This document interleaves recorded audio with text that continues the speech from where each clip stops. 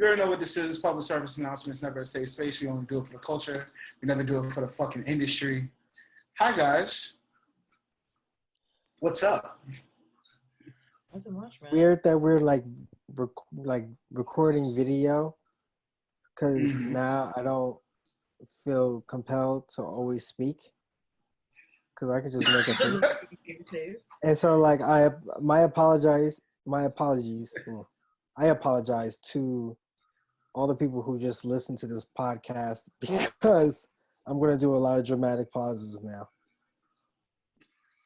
Because you can. Like that.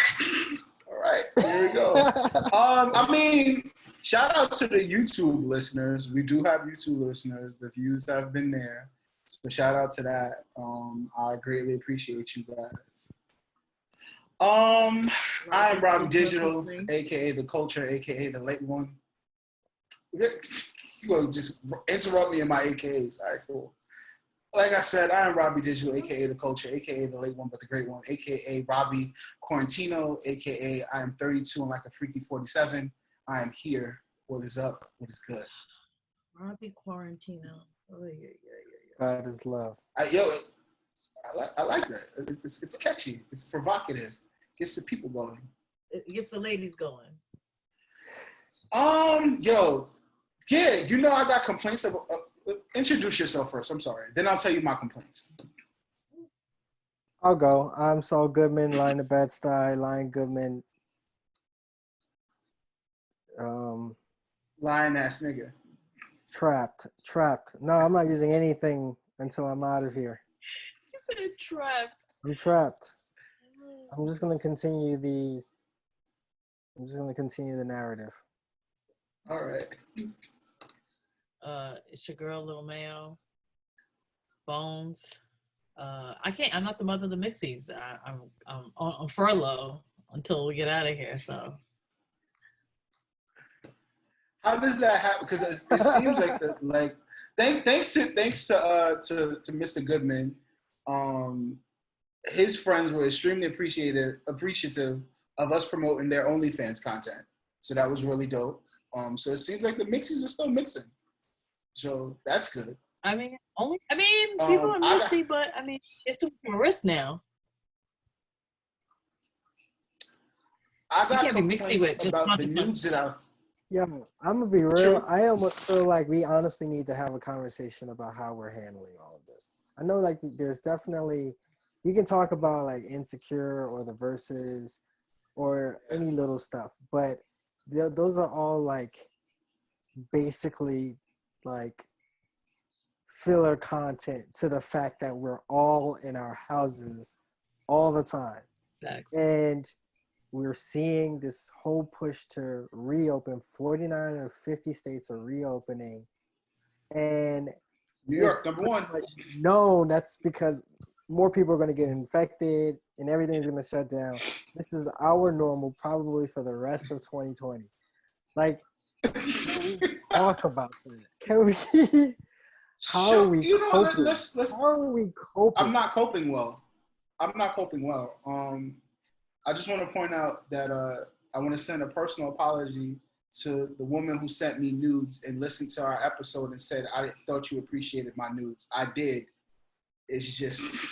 My God. It's just for the content? How God. How do you get clapped in a quarantine? Like, how does this happen to you? How do you always wind up? I don't know. I just want to point that out. I just want to put that out. That is awful. I did appreciate the nudes. I didn't know she was going to be so upset. Now you backtracking? You fuck that up. How do you fuck up receiving nudes? Jeez, man. Anyway, Rob, Rob is not handling nudes well, and he's also not handling the quarantine. No, this quarantine is killing me. Just so this quarantine is in relationships, in communication, in podcast. All right. Oh, enough. All right. Ooh. Get it. Unbelievable. We get it. Yeah, I'm not handling quarantine well at all. I think it's kind of been in like stages. Like the first 2 weeks, I was like, oh, vacation. This is great. I don't have to do shit. And then the third week, you know, LLC Twitter and 9 to 5 Twitter is like, if you're not working, you're dying. What are you doing? You need to better yourself. And I was like, you know what? You're right. So I signed up for like 4 online classes. I finished my Sneakers Essential class for FIT. Shout out to Sneaker Essentials and Complex Magazine. So I finished up most of that. I started just working, like just doing things like, yo, I gotta finish this. I gotta read 7 books. Like, why I'm not reading enough? And then the 4th week, I was like, I don't want to read no more. So after that, like, junk food became terrible. Like, I was just like, I don't even want junk food. Like, then I just started transitioning to like more healthy options in the supermarket, because I was like, yo, I don't even want any of this. But then I realized I was eating the healthier food faster than the junk food because it was healthier. So I figured if I ate it more, I'll be more healthy, but that's not how that works. So I went through that. Literally not how any food works in any sense of form, but okay. So then the 6th week, I was like, all right, I'm gonna go running again. So I'm like, all right, cool. Got my running stuff. I started doing like a mile 25, a mile every other day. But the problem was I'll go run and then go back in the house. And I'm like, well, now I'm just eating again. So whatever calories I burnt, I just ate them again. So it's just like, it's just a vicious cycle. And that's where I'm at right now, where I want to do better and I can't. And I'm thoroughly jealous of the people who are really maintaining their sanity through this. Especially if someone like from you guys, you know what I've been through in the past 6 months, like just work shit and then like trying to battle anxiety about being outside and then being fine with being inside. But then when I go outside, everybody's in a fucking mask. So I'm trying to figure that out. Being in the elevator with like 4 niggas and all I see is hoodies and scarves. And I'm like, what is going on? So it's been a lot. Like it's really been a lot for me. Like, at this point, like, I'm just getting up early in the morning when I know no one's outside, just to be outside. That's where I'm at. Since you wanted to know, I mean, that's where I'm at. Okay. Yo, that's fucking deep. I do feel for the extroverts. I do feel for the folks that maybe just love just exploring the world around them, and now they can't. Personally, like, I've been going a little bit stir crazy because there was a lot of uncertainty when it came to like my job, when it came to health of others. As I said, I've lost 3 people to this virus, and if I feel like if you have a lot of elders in your family, or a lot of elders, you should be especially cautious during this time because they're the most susceptible. And it got very stressful for me through all of that. But I have taken up other forms of being creative. I do play video games now, but it's for a little project that I have cooking up. I've taken up painting. Actually, I won't even describe it, but I'll show it. You should check out YouTube if you're curious. But here's my latest piece. Oh, okay.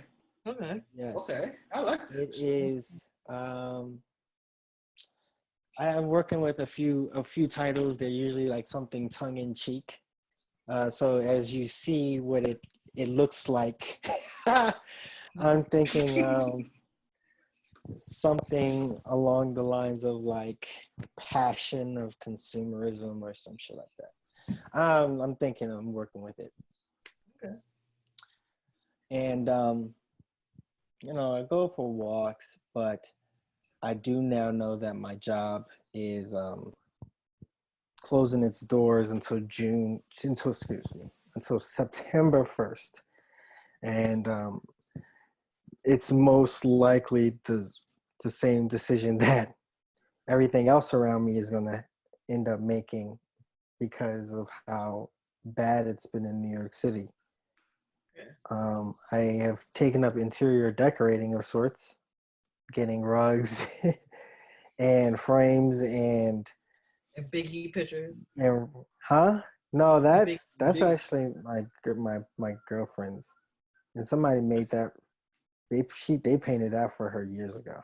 Okay. It's just in our second room, where we kind of come to be creative, or to work, or to have interviews, or to talk to therapists. I've also got a therapist, a black male. I think I talked briefly about it, but he's awesome, and it's so nice to just be able to cut through the bullshit. You know, you got, man, I spent eight sessions. And then you start doing the math on 8 sessions, like, damn, I done spent like $240 on this person and I hate them. You know?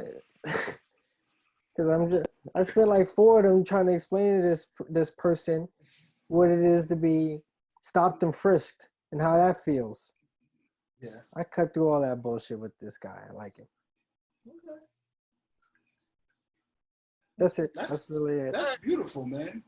I can't say that I'm having the same experience with quarantine, but also too, I realize it's because I don't live in the city. I think living in Jersey is a very different experience. I have a car, so when I want to take a drive, I'll take a drive. So I feel a little safer. I don't feel as anxious as I'm realizing people who live in other states and other more urbane settings. You know, I can get toilet paper. There is no fighting in stores. It's just lines. And, I live in a house. So it's, there's a level of safety you feel because everybody's in cars and there is an option in most stores to just drive up and pick up your stuff. So there's less of interaction with public overall. And even if I want to go outside, I live in a neighborhood. I could bike through the neighborhood.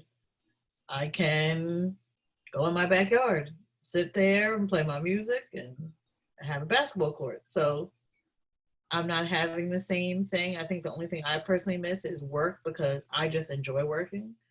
And there was a lot of projects that was kind of on the cusp that I was about to start in other states and stuff like that. So that's really my thing. It's like I'm missing work. I mean, it just sucks being inside. It is depressing. You do get in black holes of like, I've played Fortnite 3 nights in a row at 4 a.m. It's ridiculous. My birthday's coming up and I was supposed to be going out of state. That's not happening. So I think that was the only thing that I'm really like blown about because I was looking forward to traveling with my girlfriend, but that can't happen now. And, that sucks. But also too, she lives in another state, so I can't even travel just to visit her, just to hang out. So I think that's probably the most difficult thing. But overall, I think there's a little bit level, I feel, of safety and at least some level of calm outside of watching Donald Trump on the news fucking it up and talk about stuff and seeing other states go crazy because their state has opened. I think living in a suburban neighborhood has, I guess, eased a little bit of the ills that I see some of my friends in urbane settings I live in.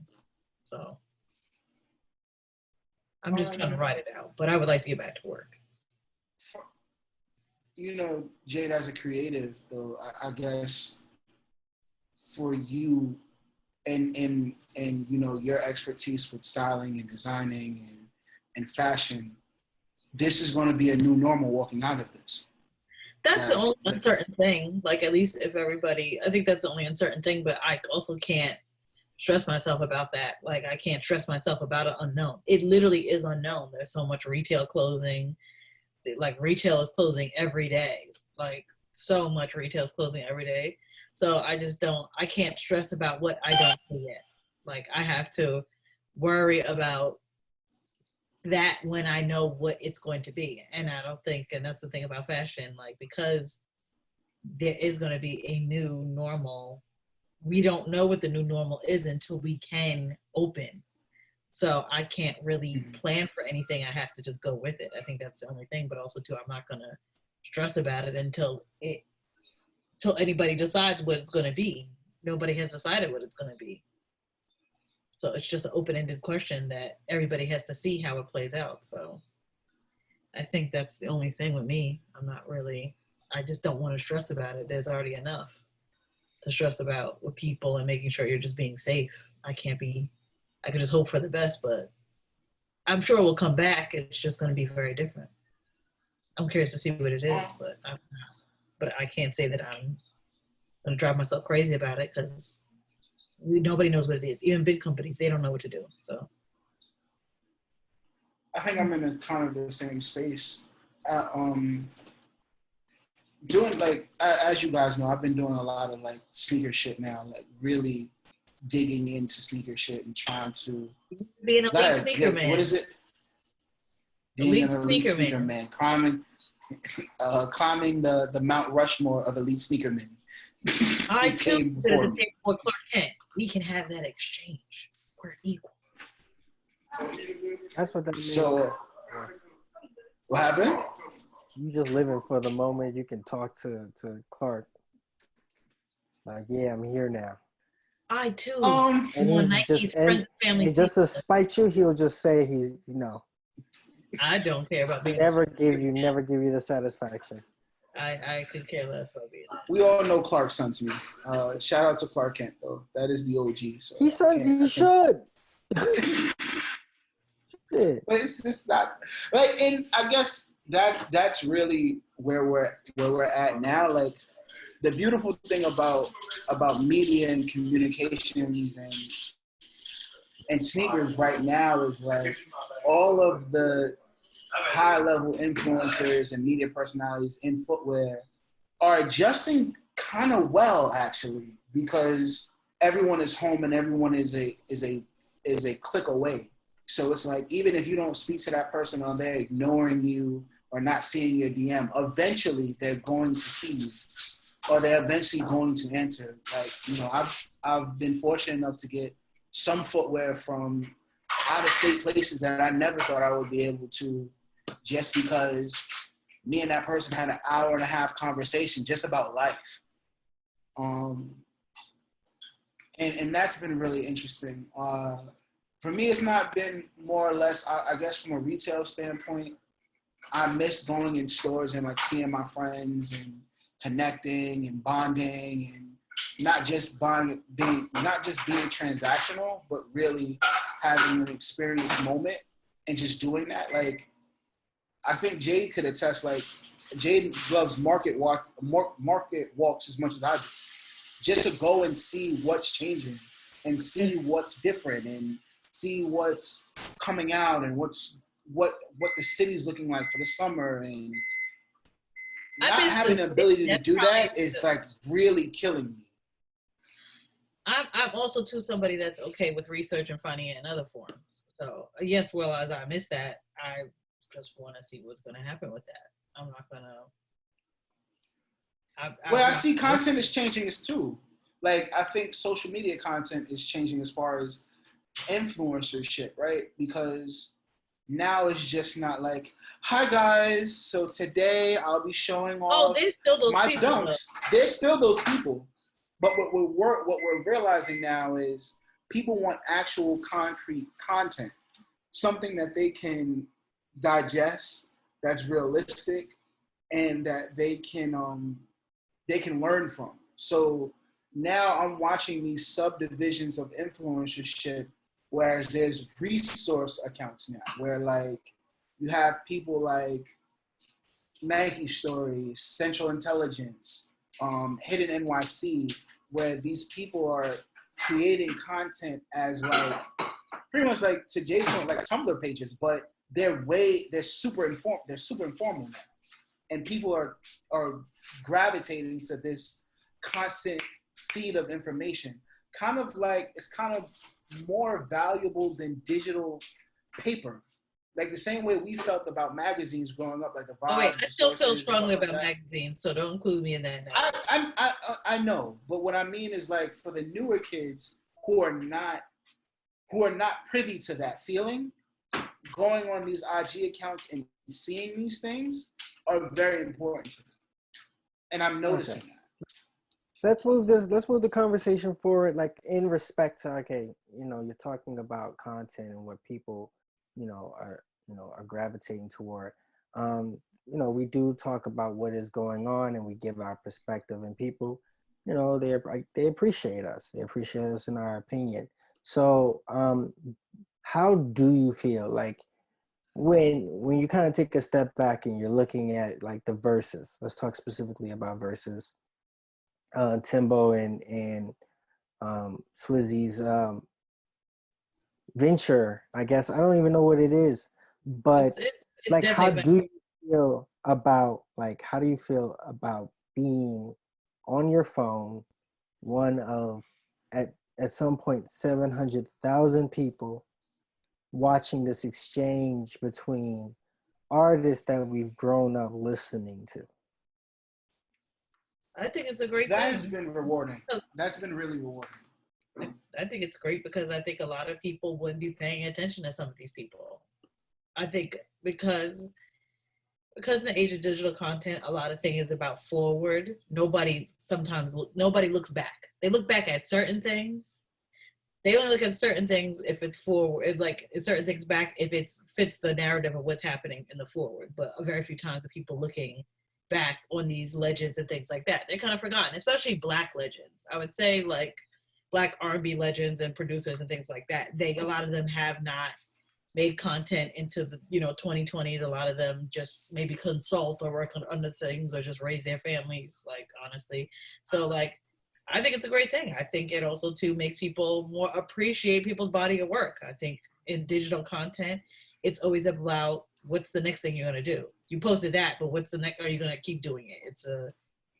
You have to keep the hamster wheel going. And I think when you just take a second to look back at people's body of work, yeah, people have great bodies of work that are getting appreciated, and people are now listening to that music or diving deeper in that. It's not about constantly just churning out something. It's about people who actually took time to create something great, not just churning out quick flashes of things. And I think that's what a lot of digital content is. You just create something, create something you're creating, and then when that hamster wheel stops, nobody knows how to create anything. And I think this is a great thing about art and making art that's timeless and making art that stands the test of time and not making things that are just meant to titillate and, sparkle in your eye for a second, which I think a lot of digital content and a lot of music content is now.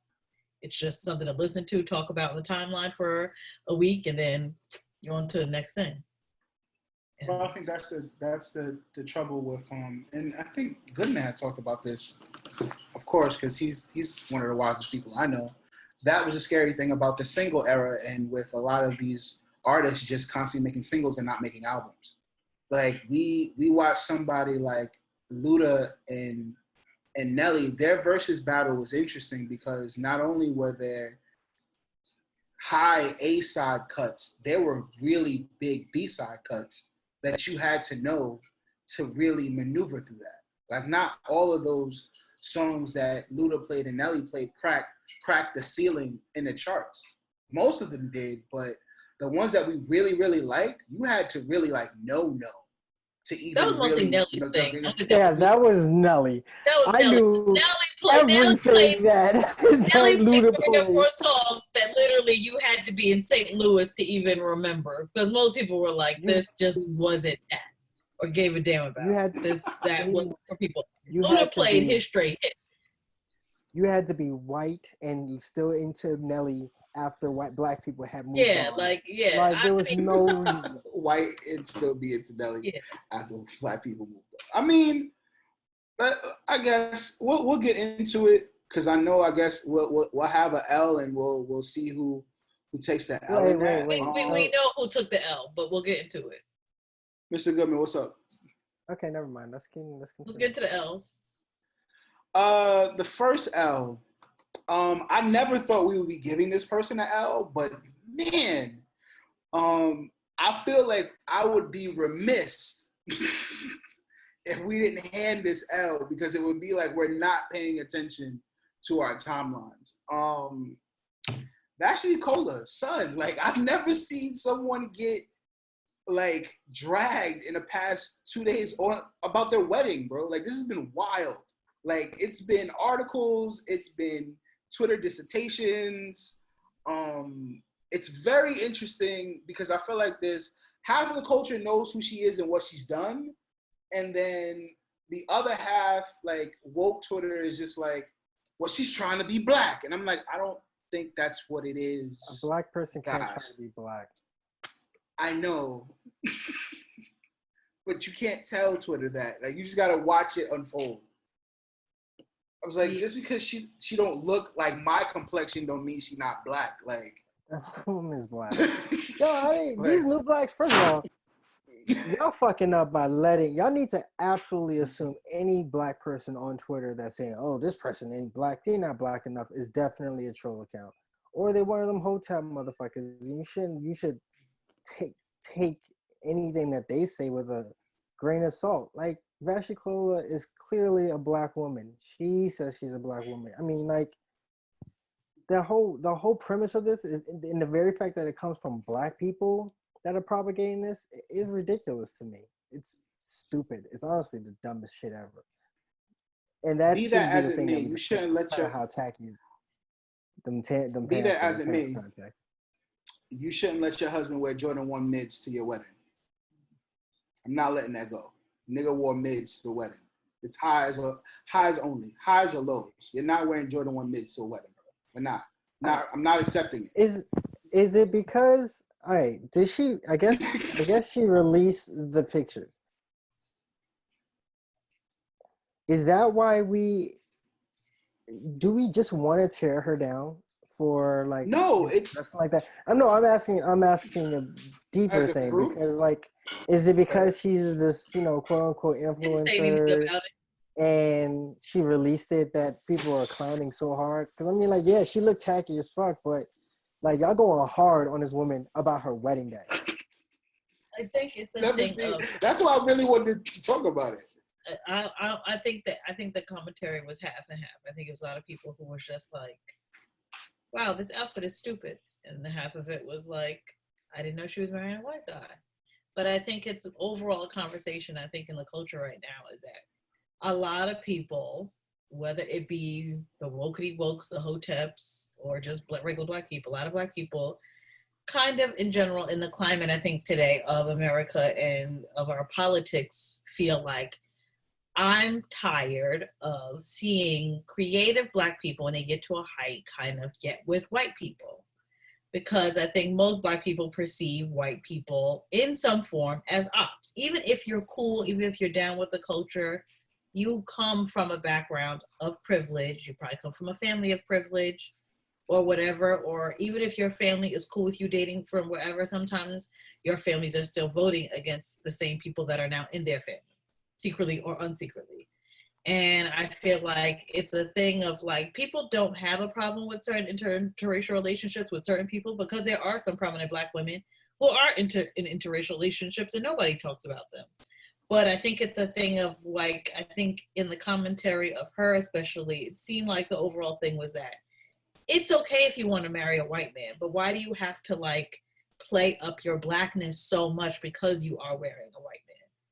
She could have, she's been known for wearing streetwear, but, like, why did you have to, on your wedding day, decide that today I'm going to wear a do-rag? Because I can't say that she's the most woke person or the most black person that's like, I miss door knockers and nails. She's a Indian pretty girl from Albany.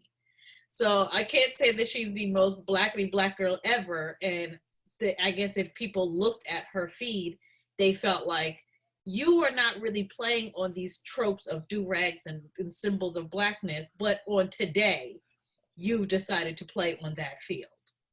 And I think that was the deeper conversation that was had. People felt the way that she's marrying a white guy, all right, fine. But that really is neither here or there. I think it's just a thing because of the political climate of the world today. And I think because of kind of her optics in some way, I think it was just a confusing thing to suddenly see her today of, like, okay, I don't think the outfit overall was anything different than what she wear. I thought that the one thing of the do-rag, sometimes I feel like the do-rag is, like, used as a fashion thing, and sometimes it's this super uber symbol of blackity blackness. But I feel like sometimes it gets misused, and I think that was just one moment where it didn't need to be there. she could have had the same outfit on and took the do-rag off and nobody would have said anything. They probably only would have commented on, okay, he's white and if people want to get into the sneakers, fine. But I think once you put that symbol in that context, in marrying a white man and the whole thing, I think people were like, felt like it was an overcompensation of the message. You can marry whoever you want. But I think just the look of it and the optics of it in this time, coming from that person who's never really played on those tropes, it just looked off. So for me, I didn't really say anything about it because at the end of the day, she's gonna marry whoever she wants to marry, and everybody has that right.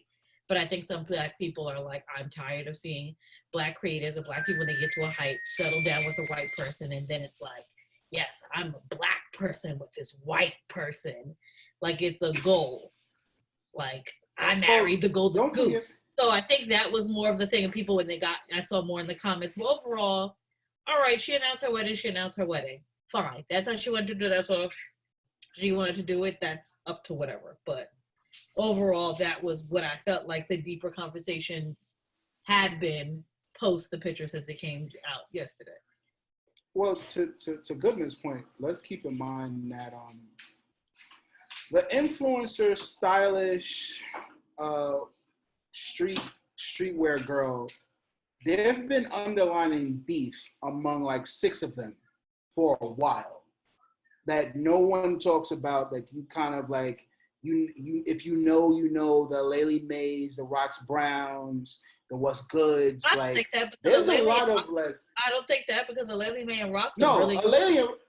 Yeah, they're really cool, but I remember seeing like the slight jab at Vashtie, I think around the time of like the Laylee May and her Complex cover or some shit like that, and Rox was just like, nah. Like there's little jabs here and there that I think we don't talk about. Like, of course. Well, Rox only felt the way about it because of Rox, because of I think Rox Brown is known, but I think Rox Brown is known on a smaller scale than those 2 other girls. Rox Brown was annoyed because in the article, it was only discussed that the only women who have designed sneakers for Nike who are Black of a streetwear context have been Vashtie and Laylee May, and that's not true. Rox Brown has. But Rox Brown, unfortunately, is not as known as the other 2. Yes. I feel like Rox Brown is very known in the tri-state area and maybe LA, but other people probably couldn't pick Rox Brown outside of the fact that they're like, okay, she's just a cute girl on Instagram. But I feel like Laylee May and Vashtie are very known internationally and on a more national scale. So, but I don't think Rox Brown necessarily has beef with those girls because I know that Rox Brown is from New York and knows Vashtie probably pretty well. And Laylee May and Rox Brown are really close. I think it was just an oversight of the people at Complex who wrote the article, and it made it seem like there was beef there when I don't think there really is. It was just an oversight of Rox Brown, I think. But I don't think there's that. I just think that Vashtie is of a different time. Vashtie is of my time, and Rob's time. It's of our time. All the 3 of our time. Like, Vashtie is of the early set of streetwear kids in the early 2000s who started off the original wave of streetwear. And Rox Brown and the Laylee May especially is of this, second era of streetwear and, of what it is and this hyper digital content driven streetwear that it is now. I think that's the only difference. Points made. I don't think there's any real beef there. I just think that there was just a lot of commentary, but it was just interesting, like just to see it. I mean, but at the end of the day, I would expect more from someone who had a Jordan shoe. That's all I'm saying. Like I would just expect more. Like that would I get the Dior, and then I heard she paid the florist $40 for the flowers or some shit like that, and that was the issue too. Like she was telling the floor. I mean, yeah. This shit is a bit catty. This shit is more than a bit catty. It's catty for other small reasons, and people took the moment to like really take a pot shot at her. Yes. Yeah. Exactly what it is. Is the one? I will say that who they thought she married, but also too. I think that's fucked up. I mean, like she had announced. I knew that she was dating a white man for like a while now, and I remember when they announced the engagement. Like, yo, if the woman wants to marry who the fuck she wants to marry, okay. The issue with the flowers, I understood though, because like I can understand parts of this being like, yo, that's the tackiest shit I've ever seen. It was. It absolutely was. I'm not gonna knock her for wearing a do-rag. Like that's kind of in again, unfortunately. Like as a fashion statement, I will never. I don't try to wear my do-rag. I get it. I understand like the love of it culturally, but you know, I am just not going to be that person that casually wears a do-rag out. If she wants to wear it, I get it. I just think there's a little bit, you know, I can understand the critiques of her style because, yeah, she's supposed to be a tastemaker. But, like, that shit went deep. And I'm like, yo, that seemed a little personal after a while. Well, I understood the girl's point about the flower. She's like, I have no problem with she's married. My thing is that her issue is that initially the person offered her no money for the thing. And everybody knows that weddings in general, even if you're having a small wedding, things like that, weddings are not a day that you decide to cheapskate on. I don't care what your budget is. That's just a rule. Even if you are having a small wedding, everybody knows you are to pay for anybody's services you enlist, period. And not lowball them, no nothing. So if you are paying for somebody who has done flowers of a certain level for big brands and big companies, you don't expect them to get this museum level work for $40. That is gypping anybody. And the fact that at first there was no money offered to this person that was doing the flowers, and then the only money that was offered is $40 when the flowers technically cost more than that. That was the more issue of it. So as her being a creative, I understood the person making a point of like, you being a creative, you're not doing anything for free because you are Vashtie Cola. But because you think you are Vashtie Cola, you think that you could offer my friend who does great things, who does think great things for big brands, $40 for wedding flowers, which as a creative to a creative is never going to be seen. That's fucked up. And that was the whole story, but unfortunately people didn't see that part. If you read... Nah, I didn't see that. I just saw a whole lot of people that hate this nigga. Yes, exactly. So my thing is that I understood that woman's point. You are creative and you are supposedly, you know, the black girl creative and one of the worst people I see in the streetwear. But if you are paying a creative for a service, especially a service on your wedding day, whatever that wedding day may be, you are to pay them their full worth and you are not to gyp them, or especially ask them to do it for free. Because even celebrities as they are in a pandemic. Nah, you pay. And especially you pay in the pandemic. You give them you pay them with their, and this person that she enlisted has been doing flowers for Dior and Prada. So if Dior and Prada can pay them, and you clearly like their work because they work for those people, even offering them free is an insult. And $40 is actually an insult on top of or free. So I understood the friend's point. You're getting all this press. You're on everything. Everybody talk about your outfit, and you can pay the person who even did the flowers. And the person who even took the pictures, who even knows what that arrangement was. So I think it just was to like show that. I think it was a great point. I'm glad she said it because there are a lot of creatives who do things like this, who are like, I'm a person, I'm a name, and then they think that everybody else is so beat to work for them. And I'm like, but you're not doing anything for free. You don't DJ for free, you don't show up anywhere for free. So there's no reason why you should ever offer anybody who is doing something for you free or promo or, you know, what an eighth is in New York City. Like, that just is not cool. It's a bad eighth. $40 is a bad eighth. Bad eighth, but my thing is like, it wasn't the right time to bring it up, but I understood why the person brought it up because you're getting so much promo off of this, and you couldn't even be the person who did the flowers. It's the nasty truth, but it unfortunately is the truth. Well, let's get into it regardless. But yeah, it is. I'm praying for some of y'all women out there. People could let it go. Like y'all were going in. People went in. I thought like kind of it seemed like people had talked about it for a couple hours. I thought it was over. But when I looked and I saw people still talking about it into the hours of the morning, I was like, okay, I need to let this go. Nothing. Yeah, when it was day 2, I was like, oh, like y'all the fact that I've seen articles about the comments, I'm like, okay, this says went too far. We should have just let it rock. It wasn't that deep. The second L goes to there's a lot of basketball greats, but I didn't realize how much hatred it was on the timeline.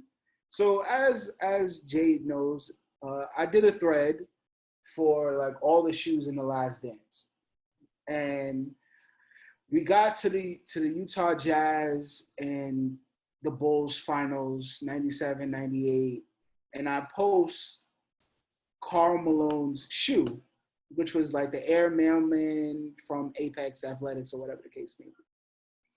And then people just started blacking, like just was like, yo, sexual predator, the highs, Billy Gunn ones, and then everybody just started exposing all this Karl Malone shit. Did everyone know that Karl Malone was like a terrible person? I did not know that Karl Malone. I didn't.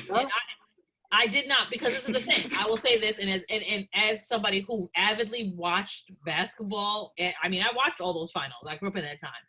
Karl Malone was not my player. I didn't live in Utah, and Karl Malone was not my. I thought he was a great player. He was a good defensive player, but he was not somebody that I was necessarily a fan of. So once he left the league, he left in a very quiet form. I mean, I feel like for somebody who did not win a ring, like there's people who have went out in a way more bigger form, and Karl Malone just kind of disappeared into the ether. Karl Malone is a terrible fucking person. So for me, it wasn't. I know we know that now, but I could. I'll be real. I haven't watched the final episode.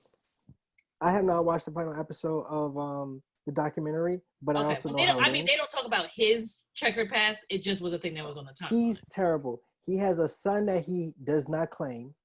He did not want to play with Magic because Magic was HIV positive. Yeah. I have the thread. Wait, I can get. Yeah, of all the terrible things that he's done. So let's start with it. First, he impregnated a 13-year-old. The 13-year-old. Okay, I thought I was confusing him with what's his name in football that had the prostitute. Okay, yes. So he impregnated a 13-year-old while he was a college student at the age of 20. He never associated with his son until he was around 18 years old, and this is the son that wound up actually going to the NFL. However, Karl Malone was a father before that, coincidentally, both at the age of 17. Ford and Malone had twins. However, it wasn't until 17 years later, in 1998, Karl Malone accepted the paternity for them. So that's 3 kids. He didn't even really have a relationship to those girls until those girls became known in college for basketball. And then he started to associate himself really with those girls. And, he goes to their games and things like that. But Karl Malone overall, as one of the NBA players who was considered a big player at the time, he did fade out quietly into the background. And I think because of that, I didn't follow Karl Malone after he left the NBA. It gets worse. I mean, I know now. Let me get to this point. Finish the list. All right. So in 1986, Louisiana judge orders Malone to pay $125 a week for medical expenses for the first son. Karl Malone says that's too much money. That year, Karl Malone was sitting on his rookie contract, but he still made over $800,000 a year in his rookie contract. This is where being a bad father. Oh no! I'm getting to the good part now. Yes. This is the good part. Because now to Jade's point, we remember Karl Malone kind of like fading into the back, right? Do you remember Karl Malone being on the Lakers? Yes. Like I said, I remember him being on the Lakers, but when he left the NBA altogether, let's just stop right off. Let's just stop right there. I'm just saying, it's the truth. Yeah. He just dipped off. He did. So what it seems to be is that when he was at the Lakers, he developed a relationship with Kobe. And him and Kobe were very, very close. But it seems like him and Kobe's friendship went awry when he tried to holler at Vanessa Bryant at a game. So from what Rob Pelinka says, who is Kobe's agent, says what happened was Karl and his son were at a game sitting in front row. Vanessa was on the cell phone talking to Karl's wife, Kay. Vanessa said her son looked bored. Kay told her to tell Karl to come join them at her seats. Kay gave Vanessa Carl's cell phone number and she called him. When she called Carl, his response was, "Why don't you come over here and sit next to me and give me a big hug?" Vanessa said, "Why? For what?" Carl replied, "If you do that, then we'll be on the cover of every magazine in the country." Vanessa didn't know what to say about this because it was the first time she had ever spoken to Malone without Kobe or Kay being around. Carl continued and said, "You don't like me?" Malone asked her. Vanessa replied, "As a friend and as Kay's husband." From there, a whole bunch of shit happens where she just feels unsettled and uncomfortable. And then she sees him in a cowboy hat at a Lakers game. And he says to her, and I quote, she said, "Why do you have on the Cowboys hat?" And he said he was hunting for young Mexican girls.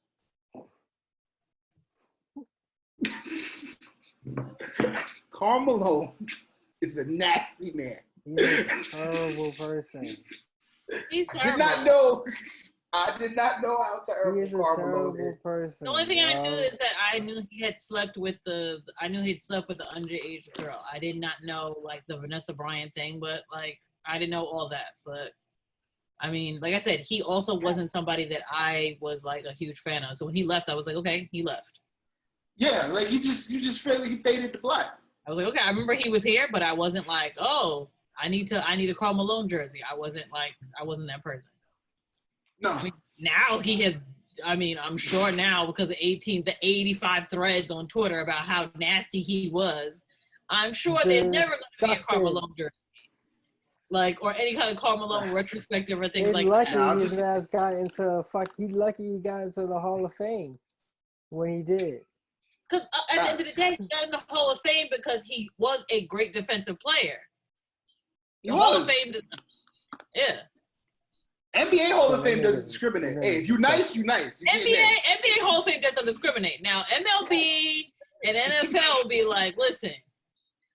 Oh, well, not NFL because a lot of OJ's records still exist, but people wanted them expunged. But everybody, the NFL, they made a statement. They were like, listen, he did what he did like 20 years after he retired. He was acquitted. Yeah, he was acquitted, and also he did his thing 20 years. He was acquitted, and he did it like 20 years after he was on court. So they're like, at the end of the day, he was, and he did it when he wasn't on court. He wasn't Aaron Hernandez that was still like playing in Super Bowls. Murdering niggas. And murdering homies. Murdering niggas. Aaron Hernandez is never going to be mentioned in a certain way, but OJ did his dirt way after he was in the league. So whatever. And he was acquitted, to Mr. Goodman's point. He was acquitted. No, that's just complete legalese. Just because he's acquitted. Yeah, I wish ESPN would hire him. I think he would make a great sports analysis. Hell no. He probably would be, but he just is too much of a troll. I mean, he puts up too many. He purposely takes too many videos in the kitchen with knives for me to ever look at OJ with any sense of support. He be at the golf course. He'd be like, no. He be purposely in the kitchen. I want to cut up an orange today, and I'd be like, yo, you and knives should never be on video. But that's not true. Y'all be slandering my man. And he had a knife. He was cutting. He had to cut something. OJ, you should never be on camera with a knife. You just shouldn't. So the man's not supposed to eat? No, same thing with Fabulous. I don't want to ever see you boxing. I don't care if you're training. I don't care if you're literally working out. I don't want to ever see you boxing, Fabulous, because we know you box your wife's teeth out. I don't ever want to see, I'm training. No, you're not training for shit. I don't want to see you training in a boxing gym, Fabulous. Same thing. For what? What are you working your hands on for? For round 2? No. Certain people, once you commit a certain crime, you cannot be or doing the same activity in any joking manner because everybody's going to be like, oh, so you did it. And you think it's funny. And exactly. And you think it's funny to like play in our face like this. So I want to get to the W's. It's funny because everybody watched the Jordan doc, and yes, Jordan, one would assume like the W would go to Michael Jordan, like Harold is like this superstar, supreme competitiveness and all that. But the W goes to Dennis Rodman this week, bro. Dennis Rodman is the definition of work-life balance, bro. The definition. I don't think it really occurred. What are you laughing about? No, he's gonna die. Dennis Rodman is a definition of work hard, play hard. Yo, he's the definition of work hard, play hard. So you didn't watch the last episode, but since it's history, I can kind of tell you because it's history. Yeah. So it's not like I'm not missing anything. I'm not telling you something that's not there. So in the midst of what is this, the Utah finals, right? Jay, this is the final 97-98 finals. They're talking about Jordan and how they beat the shit out of them 95-54 one game, I think game 2, because Jordan felt like they gave Karl Malone the MVP. They gave Karl Malone the MVP and he didn't really deserve it. So, but all in the midst of that. This motherfucker, he can say that to the Defensive Player of the Year. And what you gotta love about Jordan is he's the definition of nobody, and then but I took it personally. No one said anything. But anyway, Dennis Rodman, throughout all this, is nowhere to be found. Dennis Rodman was actually at a WCW Nitro.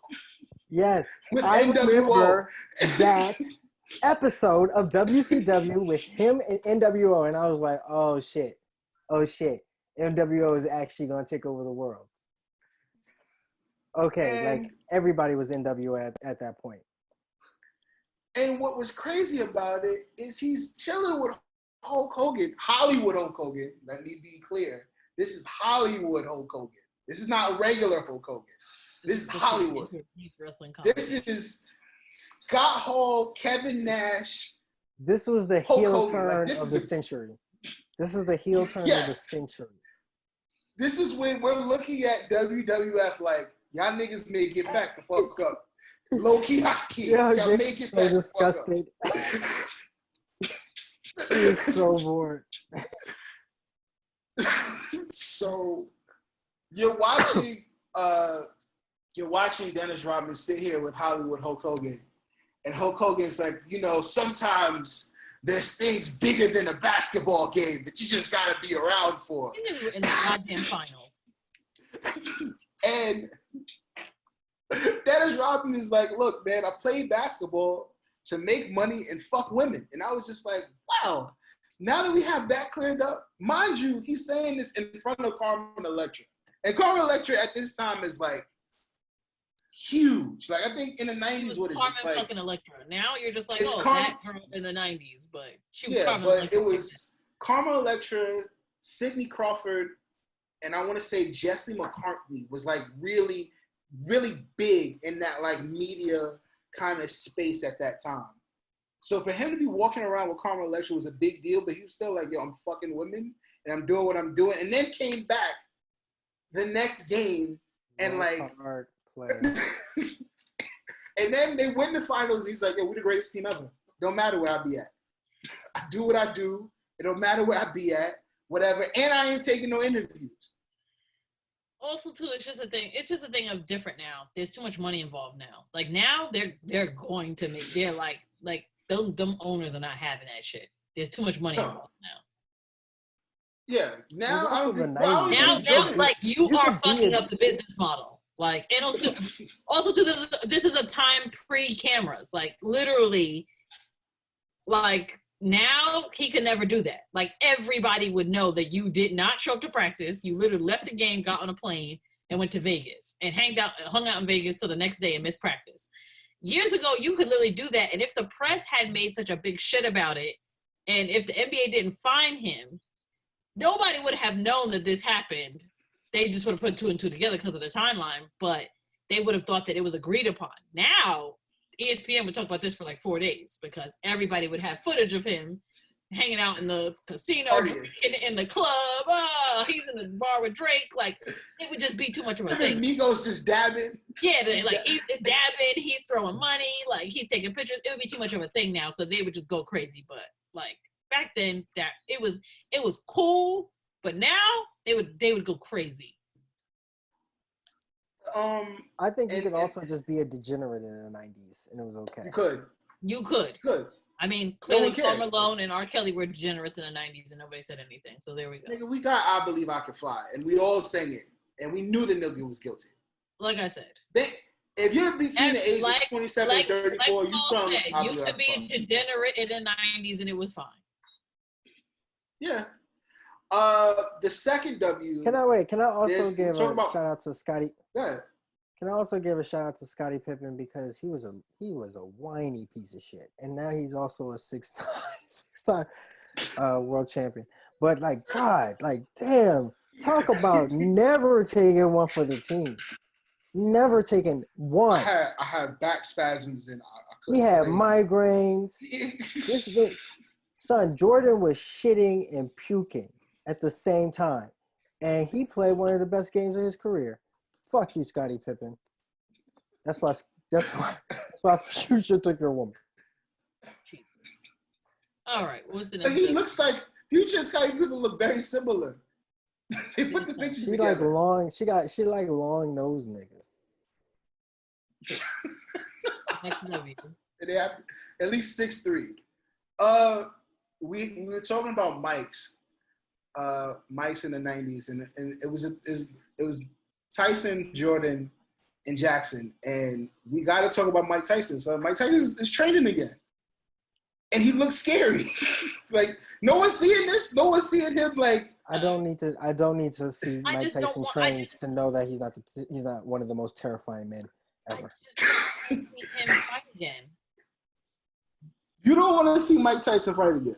No, and this is my thing. When you have started your legacy at a certain point, you're Mike Tyson. You are literally, like, you could say Tyson, and we talk about one Tyson.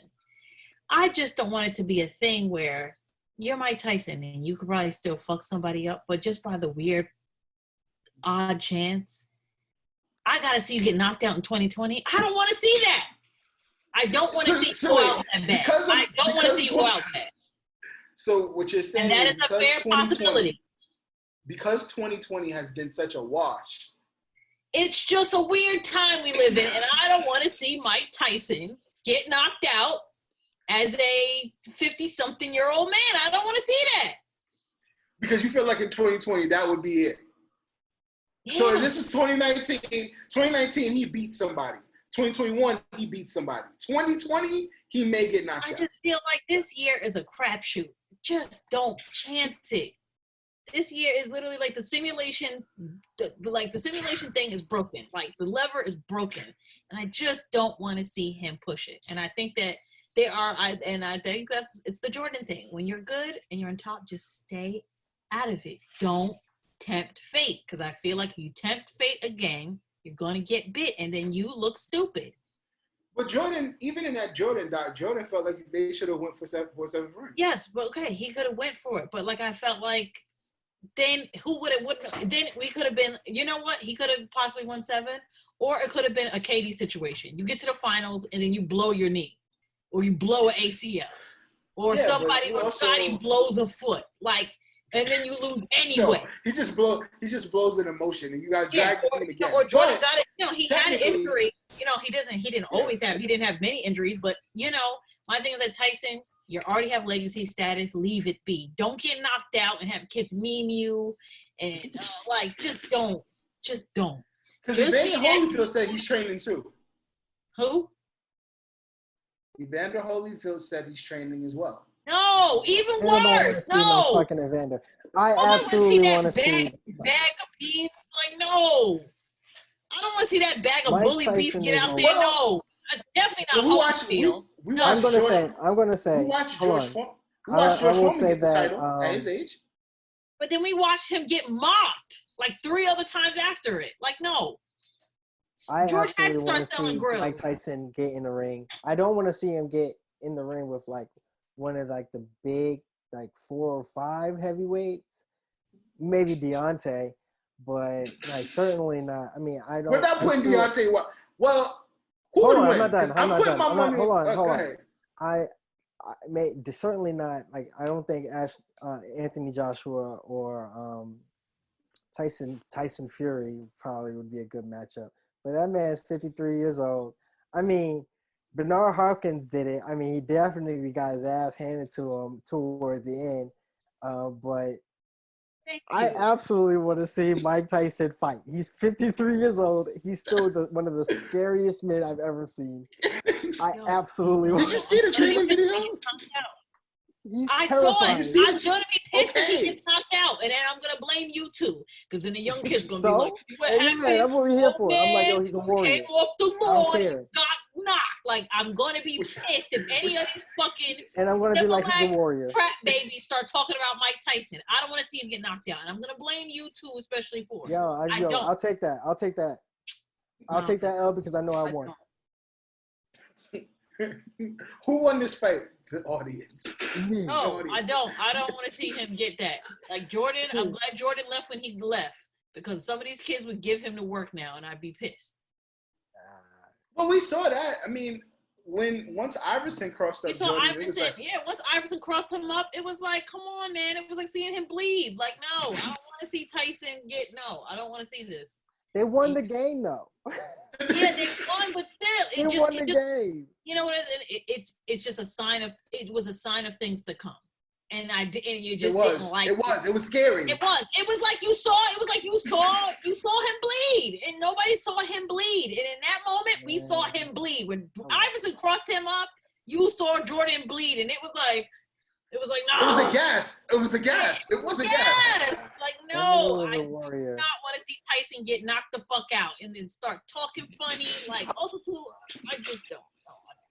Y'all are sick. You look stressed just thinking about it. I do, because you know what it is? You know what it is? A lot of kids are already ageist about people of our time. They already think people like LL, anybody that is a legend should go sit the fuck down and raise a family, or anybody who is a GOAT or a legend. Why do the younger kids call us boomers? They call us boomers like we were boomers. Like, I can't believe that I actually thought my opinion mattered when I was in my 20s. Like, I don't care about what these fucking kids think. Yeah, I don't care what these fucking kids, but I don't want to give them no more smoke. We know we're better than them, but I don't want to give them any reason to laugh about being more my legend. Fuck them. Who are their legends? Nobody's worried about them. Get your money, do your movie roles, be the cool motherfucker you are, but don't get knocked out on national TV. No, because they're going to make a spectacle out of it. I don't think he'll get knocked out. I don't think he'll get knocked out. I don't want to see I don't think so. I really wholeheartedly don't think he's capable of doing that. Speaking of champions, you could be strong, but you just may not be as fast, and sometimes you have more patience. Yeah, bro. I don't know. Speaking of champions, let's talk about the champion that is Future. I'm very happy about Future. Future's new album is really good. Why? It's really good. I like it. No, it isn't. I like it. It's mid. You're toxic. Of course you like it. It's not good, even by toxic standards. Like, it's not a good album. It's mad long for no reason. And it's all like damn it. Like, okay, granted, like everybody is saying this, but I know I've said it in the past when there's a certain album that sounds like one song. This sounds like one song. It is. It does. Like, it's cool. I think this is the problem. I feel like in this age, because a lot of albums are not coming out at this time because everybody can't really promote their albums, or one, rappers can't make money off the album, so nobody wants to release shit. Honestly, that's really what it is. A lot of these rappers are literally living off fumes at this point, and will continue. They don't want to release stuff because they can't tour. They can't make the actual cash, their cut. But my thing is that I really have been really trying to listen to albums because I'm like, do I think this is good because I literally don't have anything else to do but listen to this shit, or is it just really okay? And my thing is like, it's cool because it's new Future music, and it's not features on Drake stuff. It's new Future music, but is it fantastic? No. I like High Tech. I like Touch the Sky. It's okay, but I'm not gonna act like, oh, it's Dirty Sprite levels, it's Hendrix levels. No. Oh, come on. Dirty Sprite belongs in the Museum of Natural History. Great, but I just think it's okay, and it's just new Future music. fine. I'm not. I like the way he's talking about Lori Harvey. Look at her being his North. Whatever. That thing is a waiting, ticking time bomb. Don't do that to Future. He's happy. We thought he was happy with Ciara, and look what happened. No, we didn't. We knew he wasn't happy with Ciara. No. We knew. We thought that he was happy. We thought he was happy. Stop it. Ciara was happy because she was putting out better music. We thought he was happy. That nigga started dressing differently. He started wearing his hair differently. He was going to runway shows. He was doing a lot of shit he wasn't doing when he was with Ciara. We thought he was happy. Yeah, and Ciara had better music, and that's how she can't look how that turned out. I'm not. And Lori Harvey is fucking 23. Please, nobody's putting any stock in that relationship except toxic niggas and niggas who just want to bang her too. Yo, that's terrible. Like, she's 23. Did anybody make any concrete decisions at 23? No. Just so I'm not putting any except for my phone bill. Except for my phone number. That's it. But outside of that, I'm not putting any stock in a 23-year-old girl that looks like that. She got too many options. And he clearly can't stop fucking other people. So I'm not putting any stock in them sticking together for any long period of time. They seem to be very happy right now. Yeah, and we don't know. And she's also 23. And she's already been married before, so please. And he has 9 kids now. Please. If she was smart, she would leave. The point is that this album is not that good. It's okay. You'll pick it apart because we're all vultures now when it comes to music, and discard also, the rest of it. I think also too we just have more time to listen to it now. There's nothing really else coming out in frequency, so we actually do have more time to listen to shit. So, It was announced today. Pusha T and Madlib is working on music. Curious to hear it. Yeah, I'm definitely curious. I'll say I was definitely like, okay. I'm pretty excited to see what Madlib has, and not to say like Madlib is like getting his flowers now for what he did with Gibbs, but people are looking at Bandana like Gibbs. You mean like he created one of the most important hip hop albums, Mad Villainy? That too, but Gibbs. Yes, Goodman. The problem is that people unfortunately do not remember you for your previous work. They remember you for your current work. And right now, because of Bandana and the work that those two did, it's been heralded as one of the biggest albums, hip hop albums in a long time, like rap albums. Like we watched that album not get nominated for anything, but everyone in hip hop said it was the best album of that year. So that's why I brought it up. And to see him work with Pusha T is going to be a little interesting, just with the elite drug bars that Pusha T gives us and the legend that is Madlib. I hope that Pusha actually comes out with something good. Daytona was good. What are you talking about? I hope he comes out with something that lasts. Some actual hits. Daytona's... You want to do this right now? You know how I feel about Pusha, but... Goodman, how do you feel? Madlib, Pusha T, what do you think?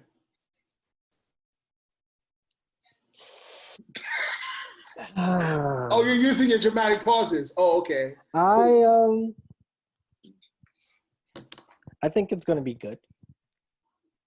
And said a lot of smirk.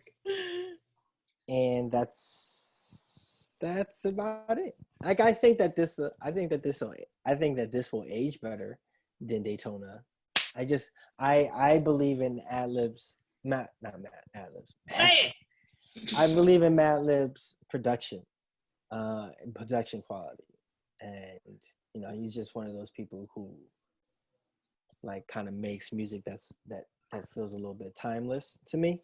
Like I don't think like his drums age like they're dated, and I think I'll be real. No, I mean I could shade it. It could be shade. I don't give a fuck.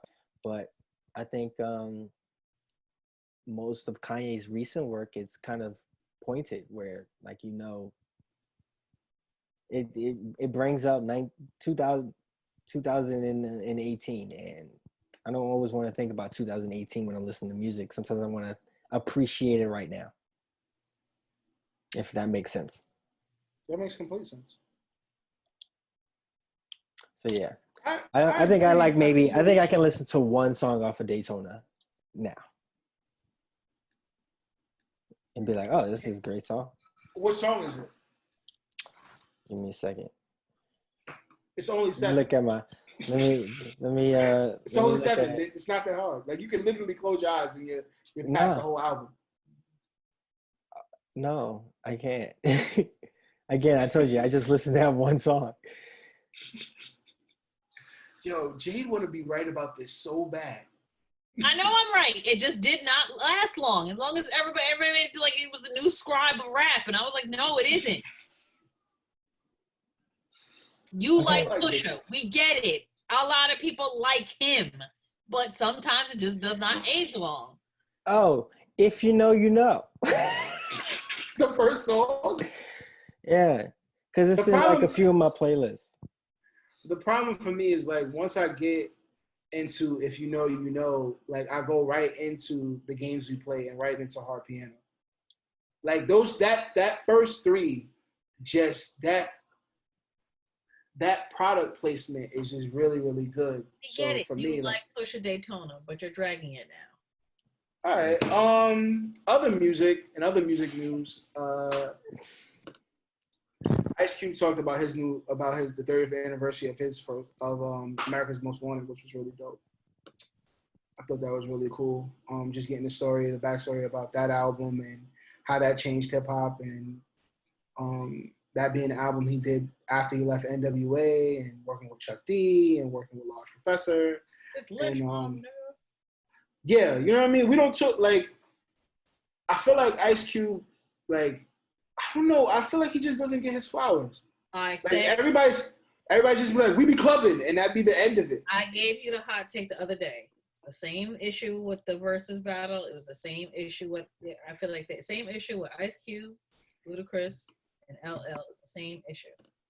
They transitioned into music. They transitioned to movies and TV quickly in their careers, and they stayed in that. And people have forgotten and kind of, in a way, tried to diminish their musical legacies because a lot of kids, a lot of people remember them from being on shows and being on TV. And I feel like Luda's, that's why I really like the versus battle that Luda between Nelly, because even me, as somebody who owned a lot of those Ludacris albums, I had forgotten them. And forgotten some of the songs and how many features he had and how many hits he had at that time. But because we see him just every year in a new Fast and Furious, people forget, and they really thought that Nelly was going to mop him when that just wasn't the fucking case. So who do you think won? Who do you think won? We know Luda won. Like, it's resounding. Okay, so let's talk about the versus battle, because this is what we're talking about. There's no other songs to talk about. Let's talk about music. And then let's talk about the versus. The versus battle was Saturday, and it was Nelly versus Luda. Leading up to it, every playlist and everybody was on the timeline, excluding me, saying that Nelly was good as gold. Cash money, give him the ring, put up the banner. And I was like, no. I instantly said from the beginning that Luda was going to win because I knew that Luda had crazy features and Luda just had big songs. Now, Nelly, culturally, as in look, style, he was repping for St. Louis. His rap was a little different because it was St. Louis. He's repping the Midwest, which really wasn't something that was repped hard at the time when Nelly came out, especially St. Louis. It hit a tone. But at the end of the day, the heavyweight was Luda. Luda was already a staple in the Atlanta music community. And when he came out, he hit the ground running and he never stopped. His second single was Southern Hospitality. He had Neptunes. Like, he had Neptunes at a time that nobody thought that a Southern guy was going to get the Neptunes in that way. Luda came in off the gate, and those first 2 albums was just cash. Those videos were hitting. That nigga had a Spike Jonze video, okay?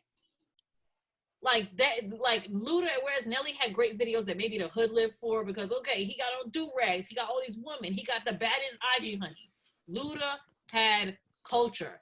He was rapping heavy, and I feel like a lot of rappers from the South were not given the same love as like Outkast, but Luda was really a rapper. He wasn't rapping in the South in his drawl. He was like, I'm spitting these bars. I'm giving you the speed. Nelly was cooler, but Luda was the thing. He just was. If you knew he got on the track, he was gonna give you that feature. Period. All and right. once Nelly started getting money, Luda was dope. I will say that I didn't gravitate to Nelly's music like that. Like I didn't really care for the harmonizing. I didn't care for most of his music. Like I knew a lot of his music, but like it was funny how Luda was always making a point. Like they both been in the game the same amount of time.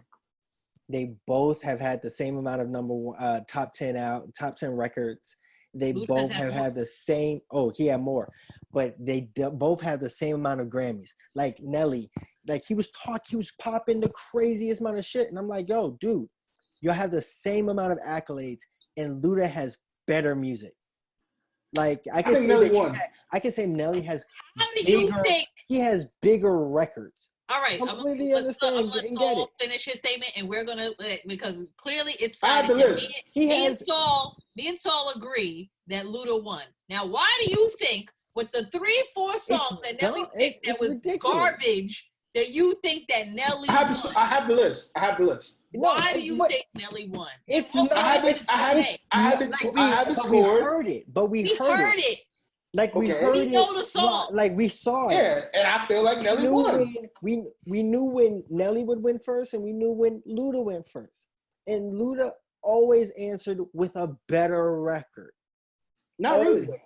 Like, okay, he had like 4 where he's dealing with somebody that had a bigger record. So obviously, yeah, that's number 1. That shit is global. Nelly can clearly fucking tour. Nelly has a tour. Luda does not have to tour because he's making multi-million-dollar movies. But quite frankly, Luda's music is better. He has better features. He has better production. Thank you. It was like Manny versus Scott Storch. Like you're talking about something, yeah. Like Nelly has those 2 songs with Diddy. Congrats, but Luda's worked with everybody, bruh. And they made good records. Didn't he play the was it Gwen Stefani featuring him? No, he didn't even play that. Get out of my face. Do it. Let's go. Through. Come on, say the list, Rob. Just say it. All right, I can tell you lost again. Yo, why y'all so angry? Y'all so angry. All right, how I got it. Welcome to Atlanta. 999. I gave 999. I like 999 over. That's where you went wrong, right off the top. Pussy Poppin', I gave it to Tip Drill. My Chick Bad, I gave it to Pimp. Pause there. Let's stop. Everybody knows Pussy Poppin' was the better song. Tip Drill was the better video. And it clearly wasn't, since it ruined his career for like 5-6 years. But we all know that Pussy Poppin' was the better song, but Tip Drill was the better video because the video got more response than the song. The song had been out there. The video is what got everybody going crazy. Everybody was talking about the credit card swipe. Thank you. It was never about the fucking song. It was about the fucking video.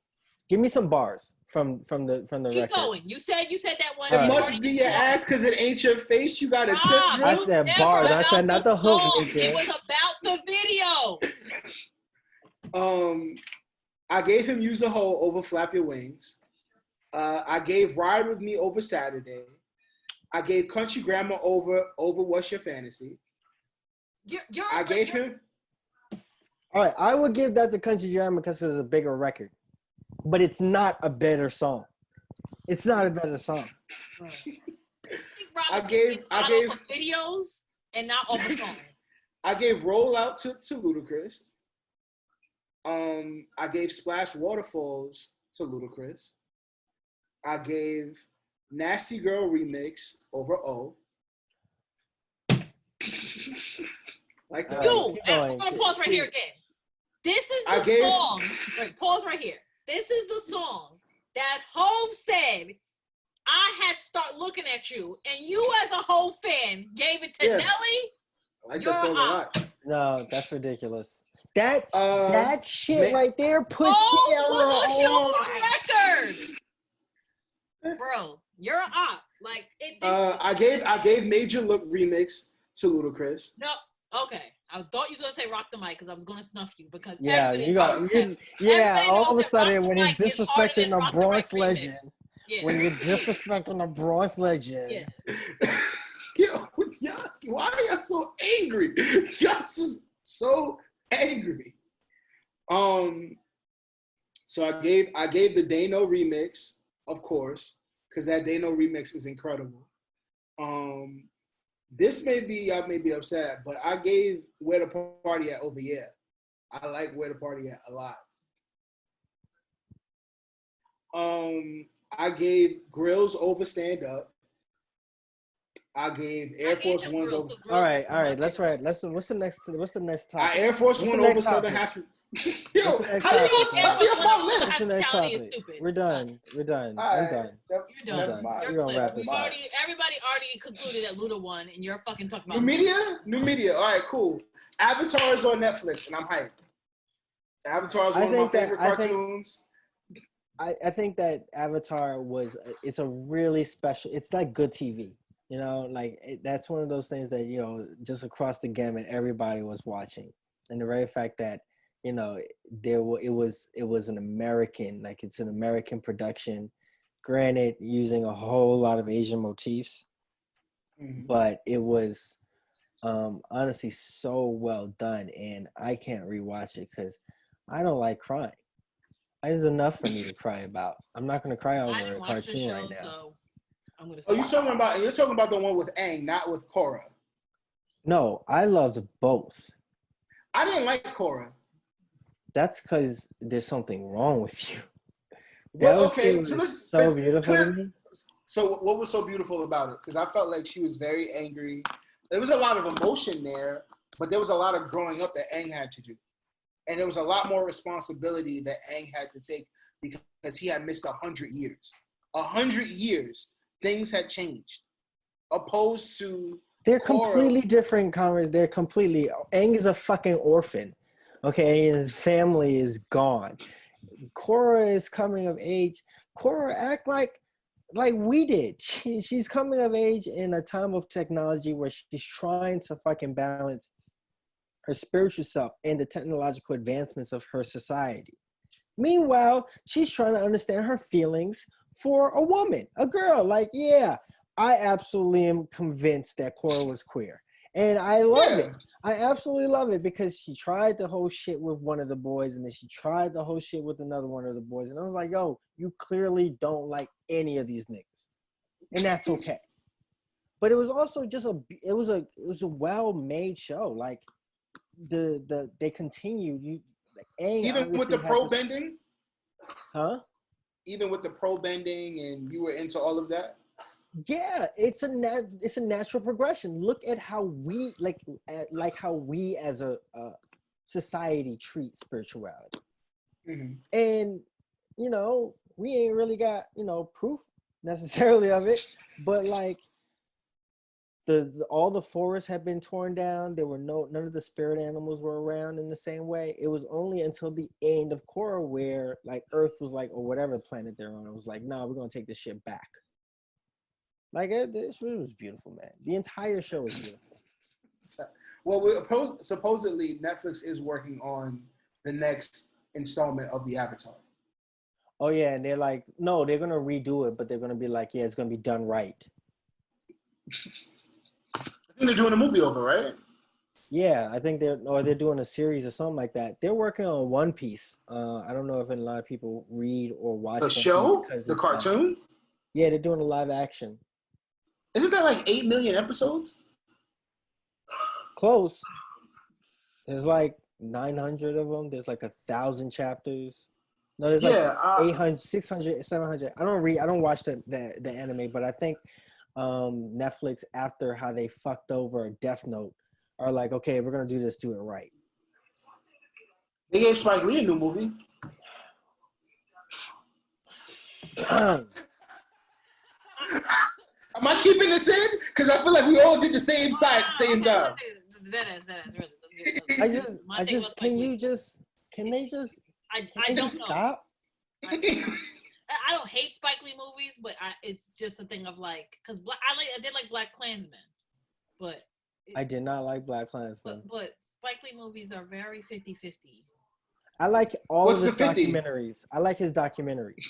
He's 50-50 as in when he does a documentary, it's good, and when he does a movie, it's bad. Okay. That's so, 50-50. but should we like his people feel like we critique Tyler Perry too much, and after watching Black is all fucking critique Tyler Perry. He's a fucking terrible. But he does have a niche audience that enjoys his work, and they support him. So should we do the same for Spike Lee? I think everybody. I think a lot of it is necessary. I think this is necessary. I think Tyler Perry is necessary. I think when black people are like, oh, like this makes black people look bad. No, you make black people look bad because you are not fucking, you out here not respecting like all the different cultures, all the different ideas of what blackness is and all the different expressions of blackness. You're talking about a man who had Cicely Tyson and Maya Angelou in the same movie.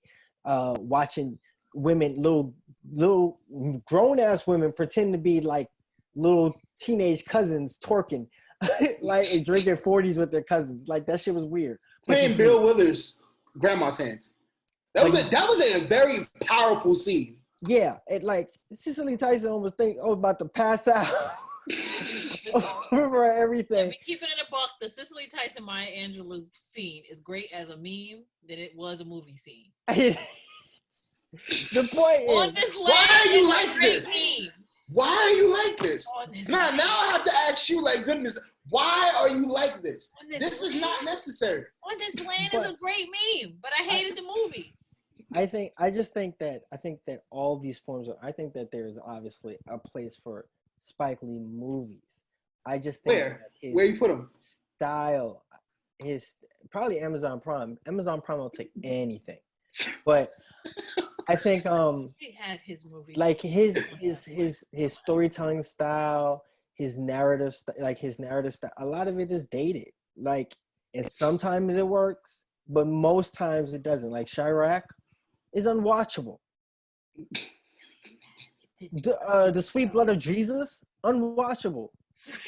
Yo, black people, I've never seen black people come at Spike Lee. Like literally, I felt like Spike Lee was almost done when he came out with Sweet Blood of Jesus, and then he started doing the block parties, and then people were like, all right, let me get off of him. But when he came out with the Sweet Blood of Jesus, black people were like, get him out of here. Get him. Just as bad as, remember, we went into quarantine. Huh? We went into quarantine with a bad Tyler Perry flick. Okay, listen, please know that I never wanted to watch that Tyler Perry movie. But my girlfriend and her friends were determined that we should watch the Tyler Perry movie for a context. And I watched that movie, and I literally ranted the rest of the night about how terrible that fucking movie, Tyler Perry movie was. It's endearingly bad. It's not endearing to me. I feel the same way about white movies. If I watch a bad white movie, it's the same thing. And I'm like... What's the bad white movies? Bad white movies? I'm trying to think. Because Martin Scorsese never misses, it seems like, even when the movie is long as fuck.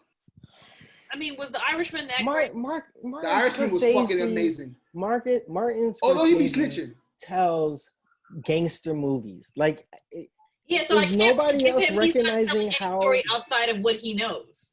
He tells the same story. Like, he's one dimensional. Thank you. Like, I hate fucking Quentin Tarantino. He's a fucking racist, and he's an asshole to women. But that motherfucker has range. He has range. Once upon a time in Hollywood, like, that was a great movie. Leo, my God. It's a great movie. I would watch Kill Bill on any day. Like, still. And Jackie Brown is my shit. He assaulted Uma Thurman on that fucking set. And I'm still like, give me another Kill Bill. Still want another Kill Bill. Like, we have a whole storyline that we need to finish. Please, can we get to it? Yeah. I need to see what this old black girl gonna do. But, so yeah. Yeah, there is some white movies that I will never go see. Certain things with Rebel Wilson and like Pitch Perfects, and certain things that Ryan Murphy does, and I'm like, you're trying it. Ben Affleck? You're a gay, so you're trying it as a white Ben gay. Affleck? Ben Affleck too. Fucking face. So Mark Wahlberg, certain things I don't watch. So it's like I'm not. And even Steven Spielberg, and I love Steven Spielberg, but sometimes he stinks it up too. So it's like Clint Eastwood. same thing. I like Gran Torino though. Yeah, but then also to some of his movies, I'm just like, all right, enough. So I give everybody the same smoke. Tyler Perry especially annoys me just because you've made your own, as he said, table. But it's like, what's the point of you made your own table and all you serving is fucking Arby's? Don't do Arby's like that. Understand? Like, what's the point? Well, BET is giving him the bag. Like BET just needs to change from BET to like the Tyler Perry network. Because my thing is like it's in the words of Salt, it's one-dimensional content. To me, you cannot be the Black Entertainment Channel and only have content from one person. You're 90% of your content on your streaming service that you make people pay for, and on your TV, most of it is from two people: Lena Waithe and Tyler Perry. And I have issues for both of them for separate reasons.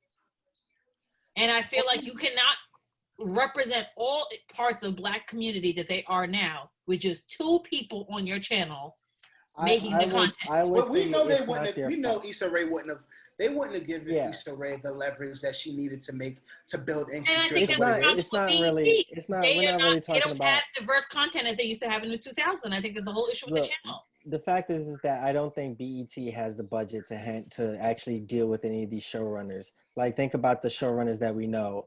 The dude who does Blackish and now Black as Fuck, he got picked up by Netflix. You think BET has Netflix money? They ain't got Kenya Barris money. They don't got Shonda Rhimes money. They don't got Lena Waithe money, and they don't got Issa Rae money.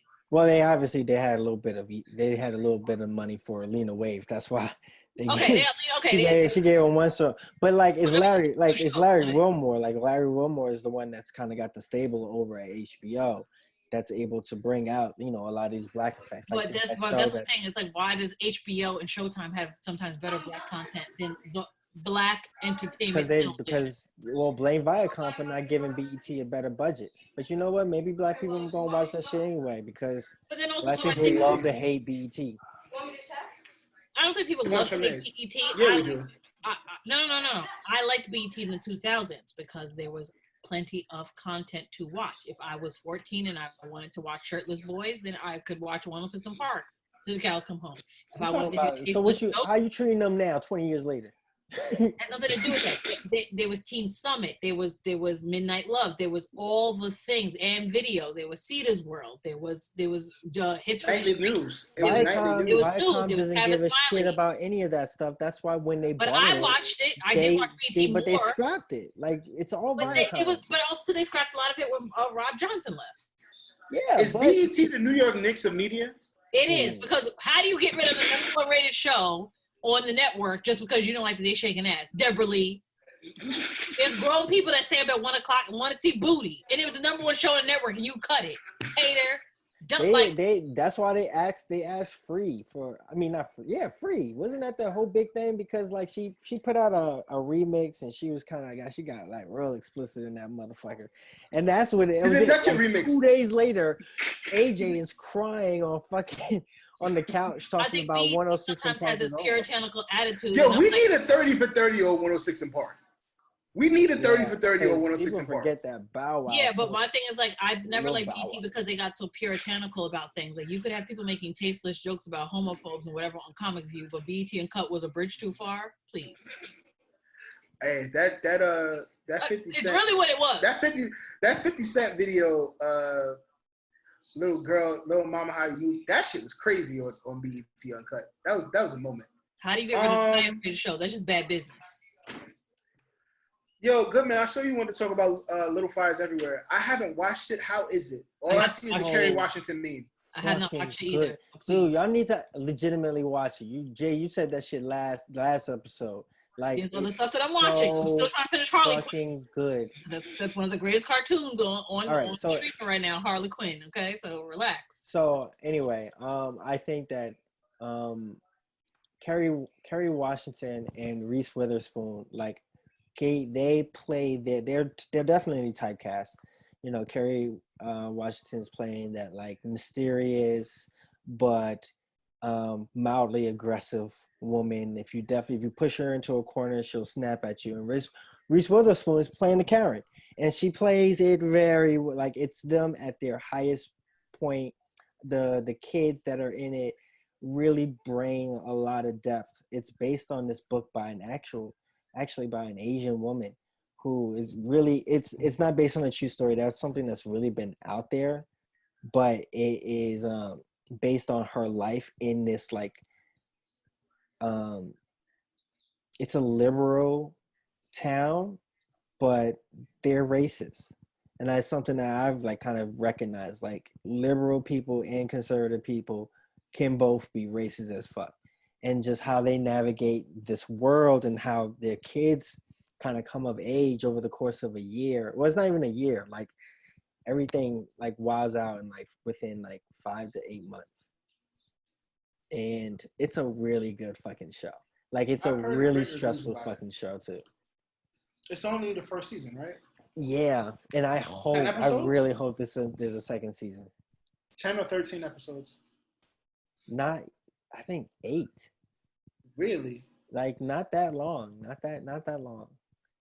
But it's really like every episode is so heavy. You're like winded because everything is kind of tense and you don't know exactly what's going on. All you know, and this is why I can say, is that Reese Witherspoon's house burns down. I do know that. That's how the shit starts. Like the book is. All I see is a Kerry Washington meme, well, her on the wall, and I've seen multiple different ways to look at this meme.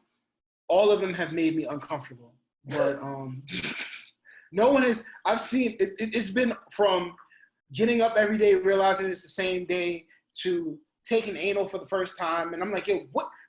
This meme is just really has a mind of its own right now. Got a mind of its own, yeah.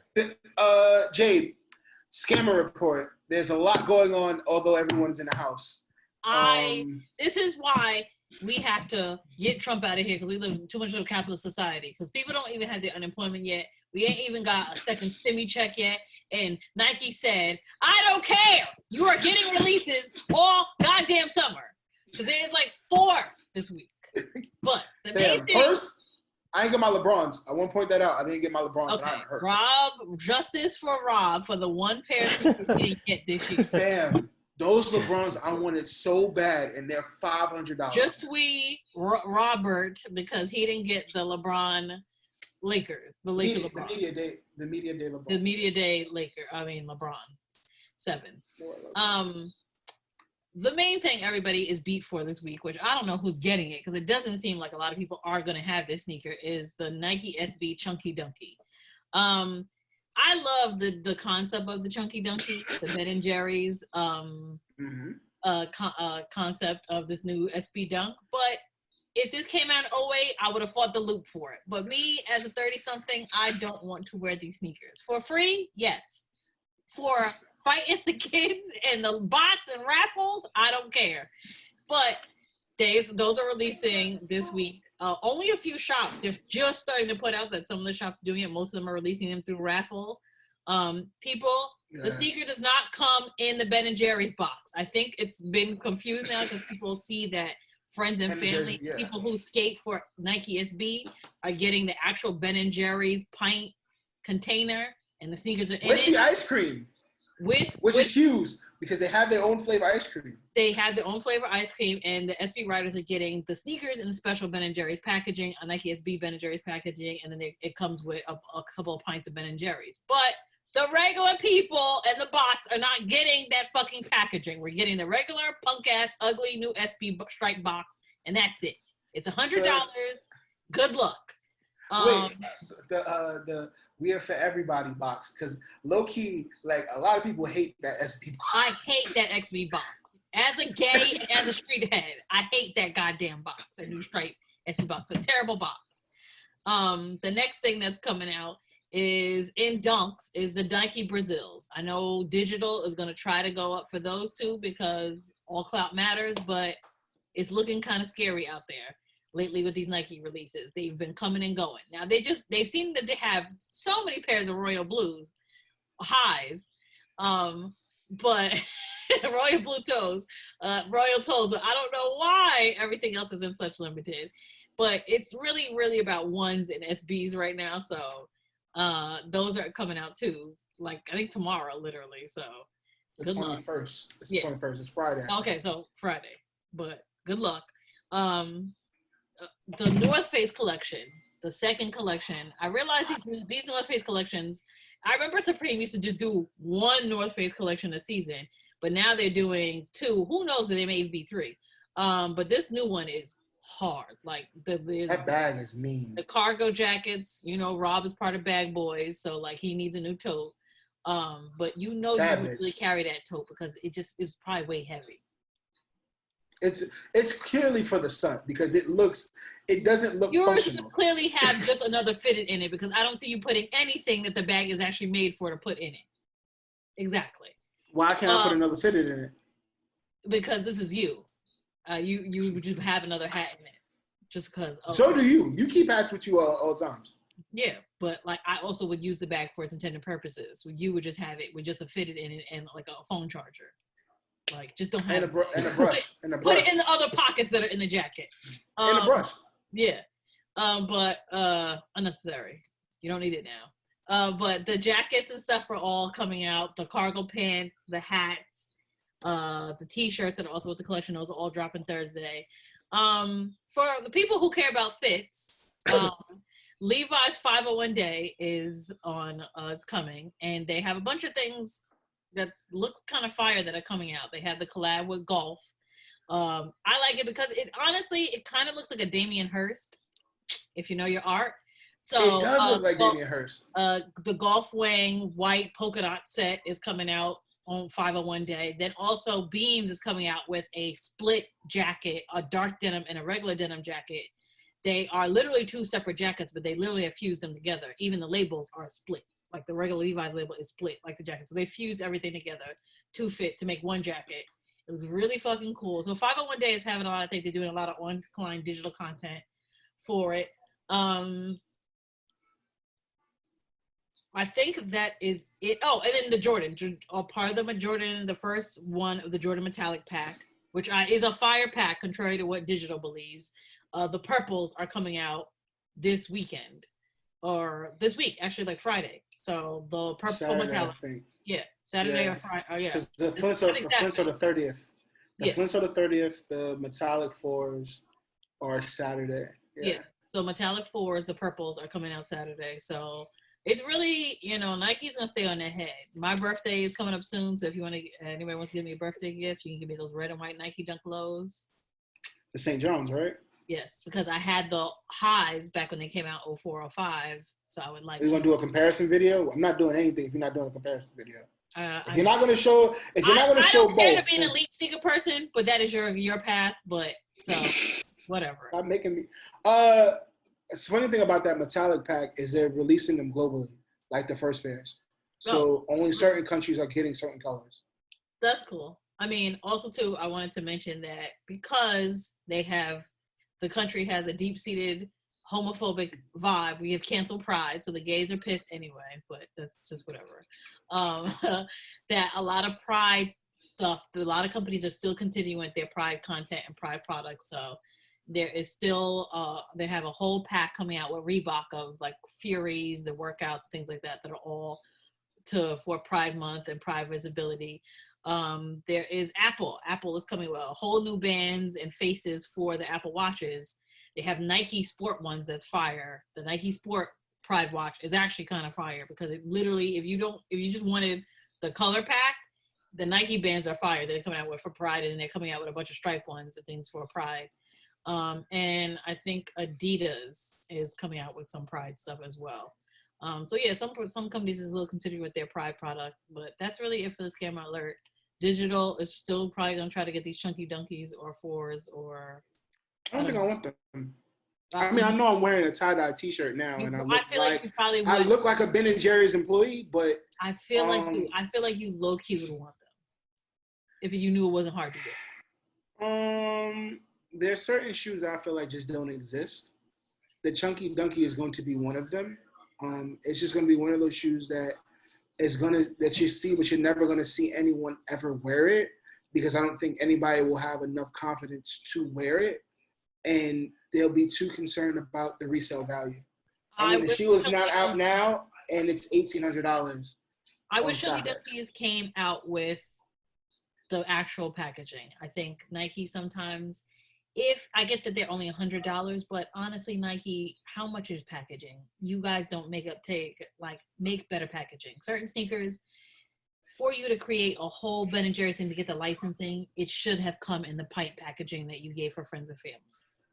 I think the design team's done an amazing job of what they've done. Yeah, but people would actually pay more for the sneaker if it had better packaging. Like, yes, for $100, that would have been awesome if you got the packaging and the sneaker for $100. That would be great. But even if the sneaker was $150, almost $200, and we knew we were gonna get that packaging, or it was an option, like, all right, if I just want to pay $100 and get the sneaker because I like it, I can get the regular box. But if I want the deluxe edition, I can get it and pay more money. I think people would pay it. I'm actually kind of glad we're in quarantine because if we weren't in quarantine and this shoe was releasing, it'd be a madhouse in the city right now. Yeah, it would be. It would be scary. But that's the scam alert. Yeah, that's pretty much it. Pretty much it. I don't have anything else. I mean, I'm not getting shit. All my plugs, everything is online, so I can't get anything. There's one person I do want to show. There is another product, and as a friend of Robbie Digital's and a friend who probably listens to the show occasionally or not. A fellow black man, Jay Tips, is coming out with his Hat Club Subway Series fitted exclusives in the colors that kind of match his sneakers, and a lot of his product that he comes out with in the red and in the purple Subway Series patch on the side. Those are coming out at Hat Club this Thursday, right? Thursday or Friday? Saturday, I believe, the 23rd as well. 21st, yeah. So those are Hat Club exclusives. Those are coming out. So I wanted to shout out that because that is somebody that's creating a lot of products and stuff like that, especially in this time of quarantine. And I think the hats are dope. So yeah. It actually made it to StockX just now. Okay, so they're taking StockX is taking pre-orders. I think when I talked to Tips, he got someone said $300 for one color. Like, they were just like, yo, I need this hat. Where can I get it from? I'm not paying $300 for people's fitting. I'm not paying. No, I'm not. But I am proud of him. God, I'm super proud of him. I'm proud of him. I hope he gets the bag. I'm sure he is. If I got my cause bait fitted for $80, and that shit's like $600 now or more, I'm not paying $300 for people's fitted. If I can't get it on the first day, it's a dub. But I think it is a testament to his talent, his personality, what he's been doing for the Bronx. His network, we don't have to get his work ethic. We don't need the Bronx in this. It's cool hats. Shout out to the Bronx. We don't get a lot of credit for a lot of things. But that's it for the scam alert. Mr. Goodman, what is going on in New York City besides us being closed down? That's it. I mean, it's been really unfortunate. You can see, I really, it's. I don't like Rudy Giuliani, and I don't like Michael Bloomberg, and it turns out I don't like Bill de Blasio because for him to have been the public advocate before he became mayor, and for him to have to be married to a black woman and have biracial children, and to understand the world that they live in, for the police department to continue to unfairly treat the black and brown communities of the city and just kind of get away with it. Like, I think it's just shows how much of a failure of a mayor he's become. Because, you can go to some place like Battery Park and Prospect Park and see white folks and fucking hipsters frisbeeing on top of each other and all that other shit. But you got one black man or black woman without a mask on, like in East New York or Harlem or in the Bronx, and they're face down in the street, being with a knee on their head or in their neck. Like, it's disgusting. And I really absolutely blame de Blasio for that. And I agree. I mean, what do you think of Cuomo? Cuomo was what? He was DA before he became before he became governor. Like, he's a straight shooter. He's pragmatic. Like, you know what you get, you know, and you gotta respect that about Cuomo. Like, he's been very straight about the very fact it's like, yo, it's just a lot of people are dying. And when he said, I'm not doing this for a presidential run, no. Yes. I do not think that he's going to make a presidential run because I think that he has a whole lot of skeletons in his closet that he doesn't want to get, you know, out. That, you know, he just kind of, I think he's good as a New Yorker and he's happy, you know, where he is right now. Personally, that's what I think. You know, but things can change. Who knows? Like, I think there's term limits when it comes to New York's governor. There might not be. I believe there might have been. You can serve a third term. But, you know, nobody is perfect, but you got to respect Cuomo for just trying to get the job done. And I think that Bill de Blasio is just good for lip service, and all that shit is useless. And it's pitiful. Like, I don't want to hear that shit from you, dog. You're supposed to be the mayor. These are supposed to be your police force. And that seems like he's nowhere to be found either. Like, I see Cuomo on TV every day. I don't know where Bill Blasio is just trying to ride this shit out. Cause he's like, these niggas already want my head. You know, just get him out of here. He's got one more term. I think it's Cuomo's trying to campaign. He's trying to. I see Cuomo trying to campaign and do a Giuliani 9/11 move, and you're not fucking low, cause. Like, but he's doing a great job. Like, he's doing a good job, but I saw literally before quarantine, people were like, Cuomo could literally slip on a banana peel and fall into a sewer, and I don't care if fucking it gets, you know, if the clown gets to him. But literally, then posted, they were like, oh, he has a nipple ring. He's kind of cute. He's helping us in the quarantine, and all these articles. And I'm like, you're not gonna 9/11 this shit. You're still a fuck boy, and this shit is just trash. But you're in front of the people, and you're giving them updates, which are useful, and we'll give you that. But the minute this shit is clapped, get the fuck on. Don't forget. Speaking of just transition into politics, Goodman, do you think we're going to get another stimulus check? Stimmy me! It's going to be necessary. Eventually. Like, I love when you do this. When you do this, I feel like that's you doing the political. I'm stressed out too. And when I'm scratching my eyes. No, I just think eventually, like, people want to be hopeful, and you know what?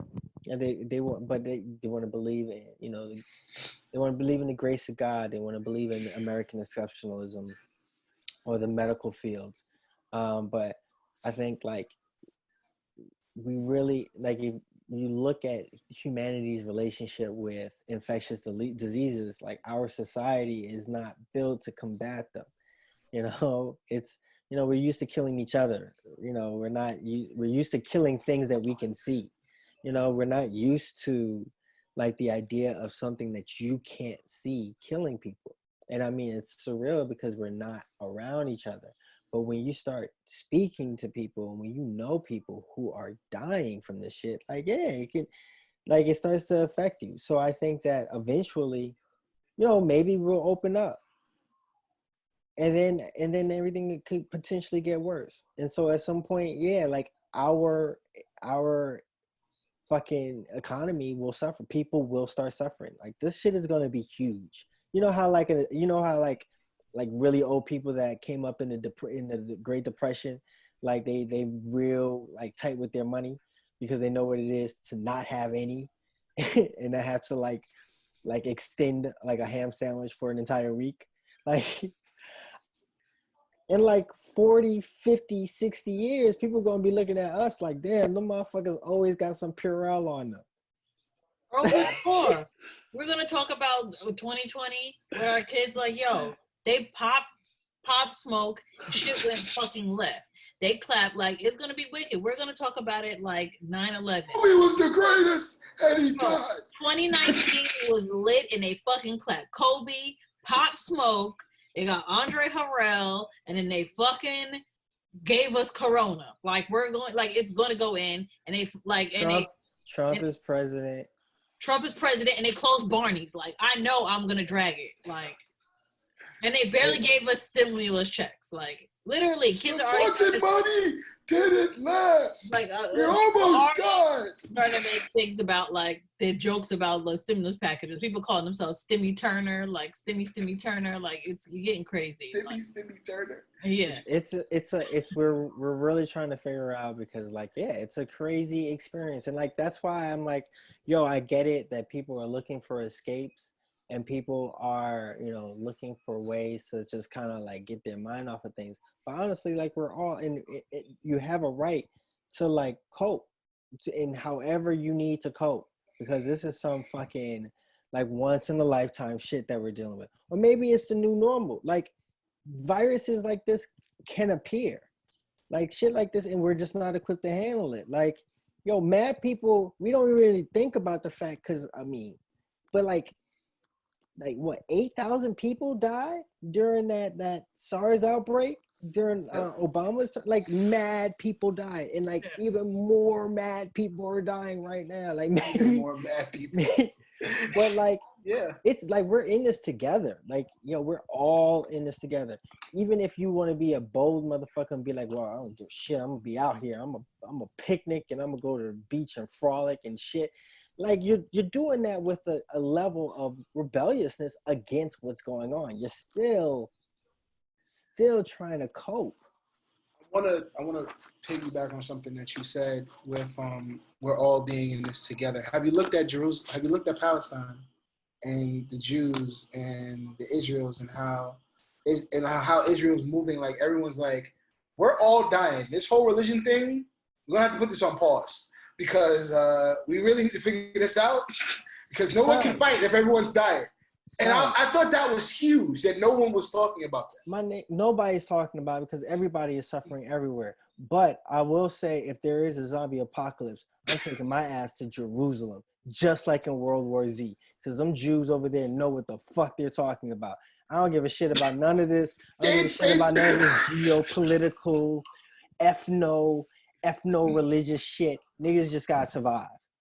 I'm taking my ass to Jerusalem. What is it, Jerusalem? I'm be out here like, yo, I'm Shine's little brother. Good luck. It's a long way away, my nigga. Yeah, like that's wow. If you make it there, Jesus.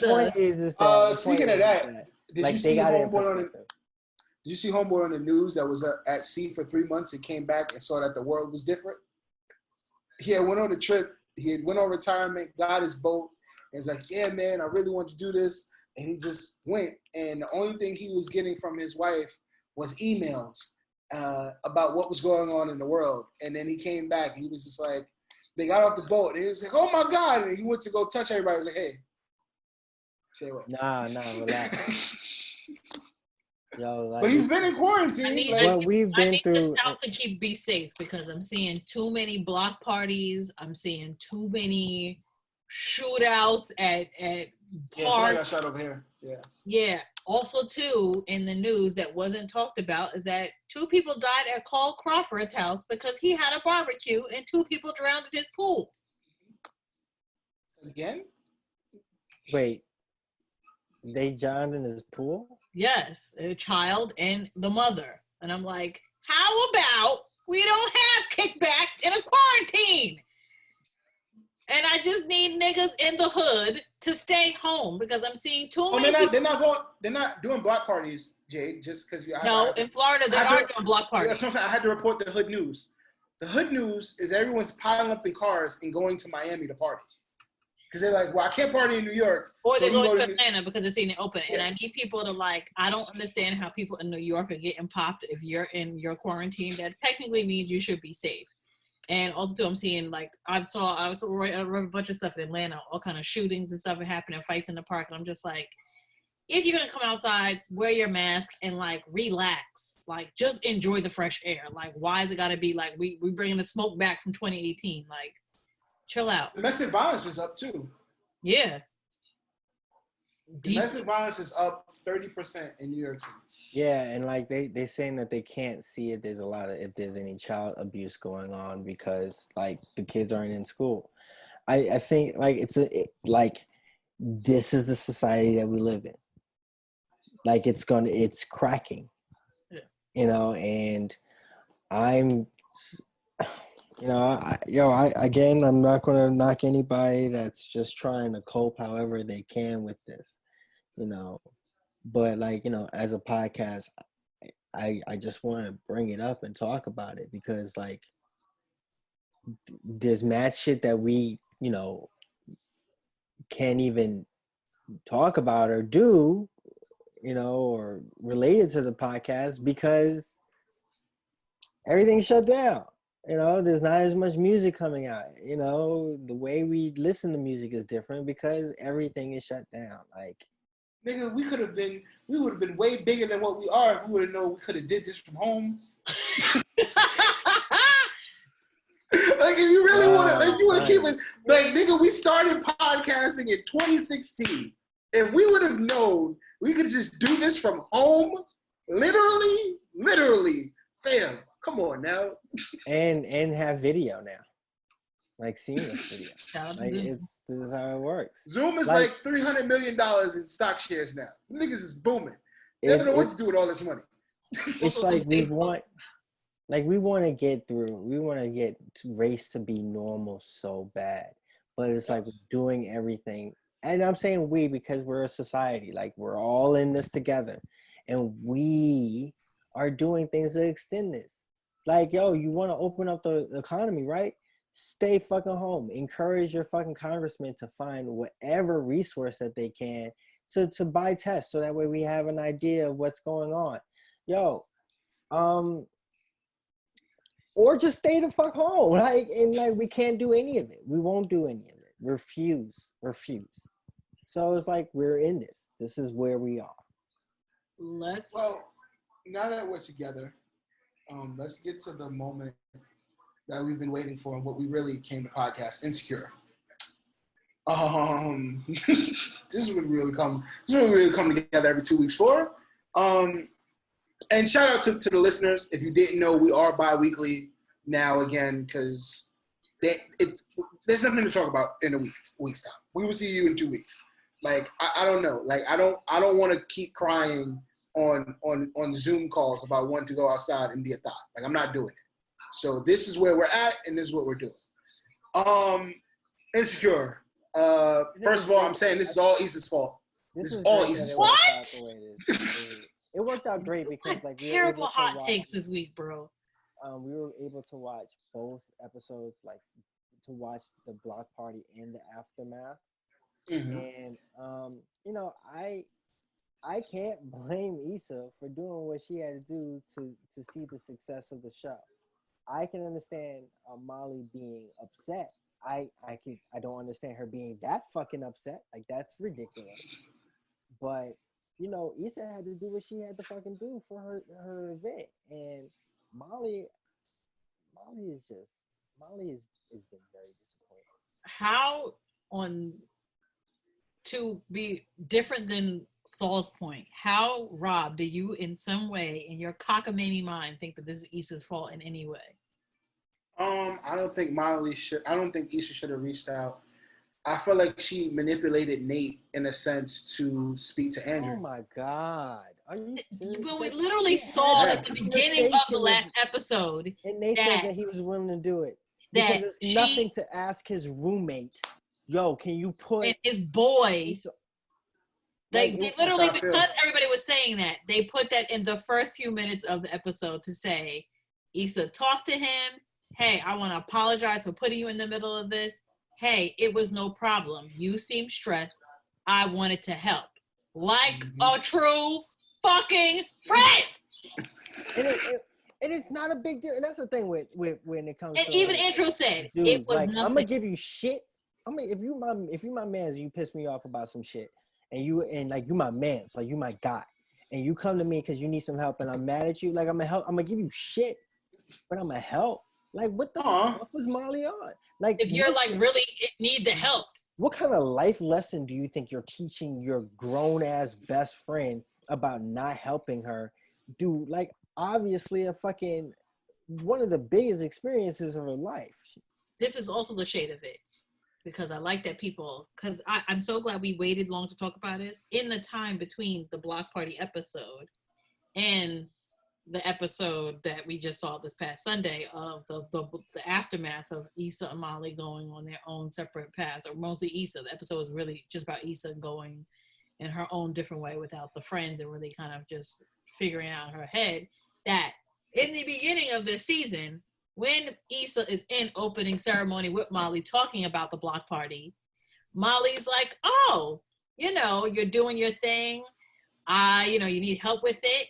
I know Andrew, and Andrew works for Rock Nation. So guess what? You know people with connections too. So who is the fuck boy in this? Fucking Molly, because this is why Molly's whack. You, in the beginning of the season, you literally, in that moment when you two are shopping because shit was sweet, you offered Issa to use Andrew to say, hey, you know somebody influential Rock Nation, because she was cool with Issa. But now you felt away because you don't understand why Issa is hanging out with Lawrence. You don't like that Issa and Condola got comfortable. Condolences. Her name is Condola, fine. Her name Condola got comfortable. You don't like that she doesn't have time for you. And then when she actually is in a bind and needs some help, I need my relationship to be separate. When literally your boyfriend and everybody else around you said it was nothing to help it. And also, too, Andrew said, I literally sent an email. And also, too, why wouldn't you want me to help your best friend? And they were really in a jam.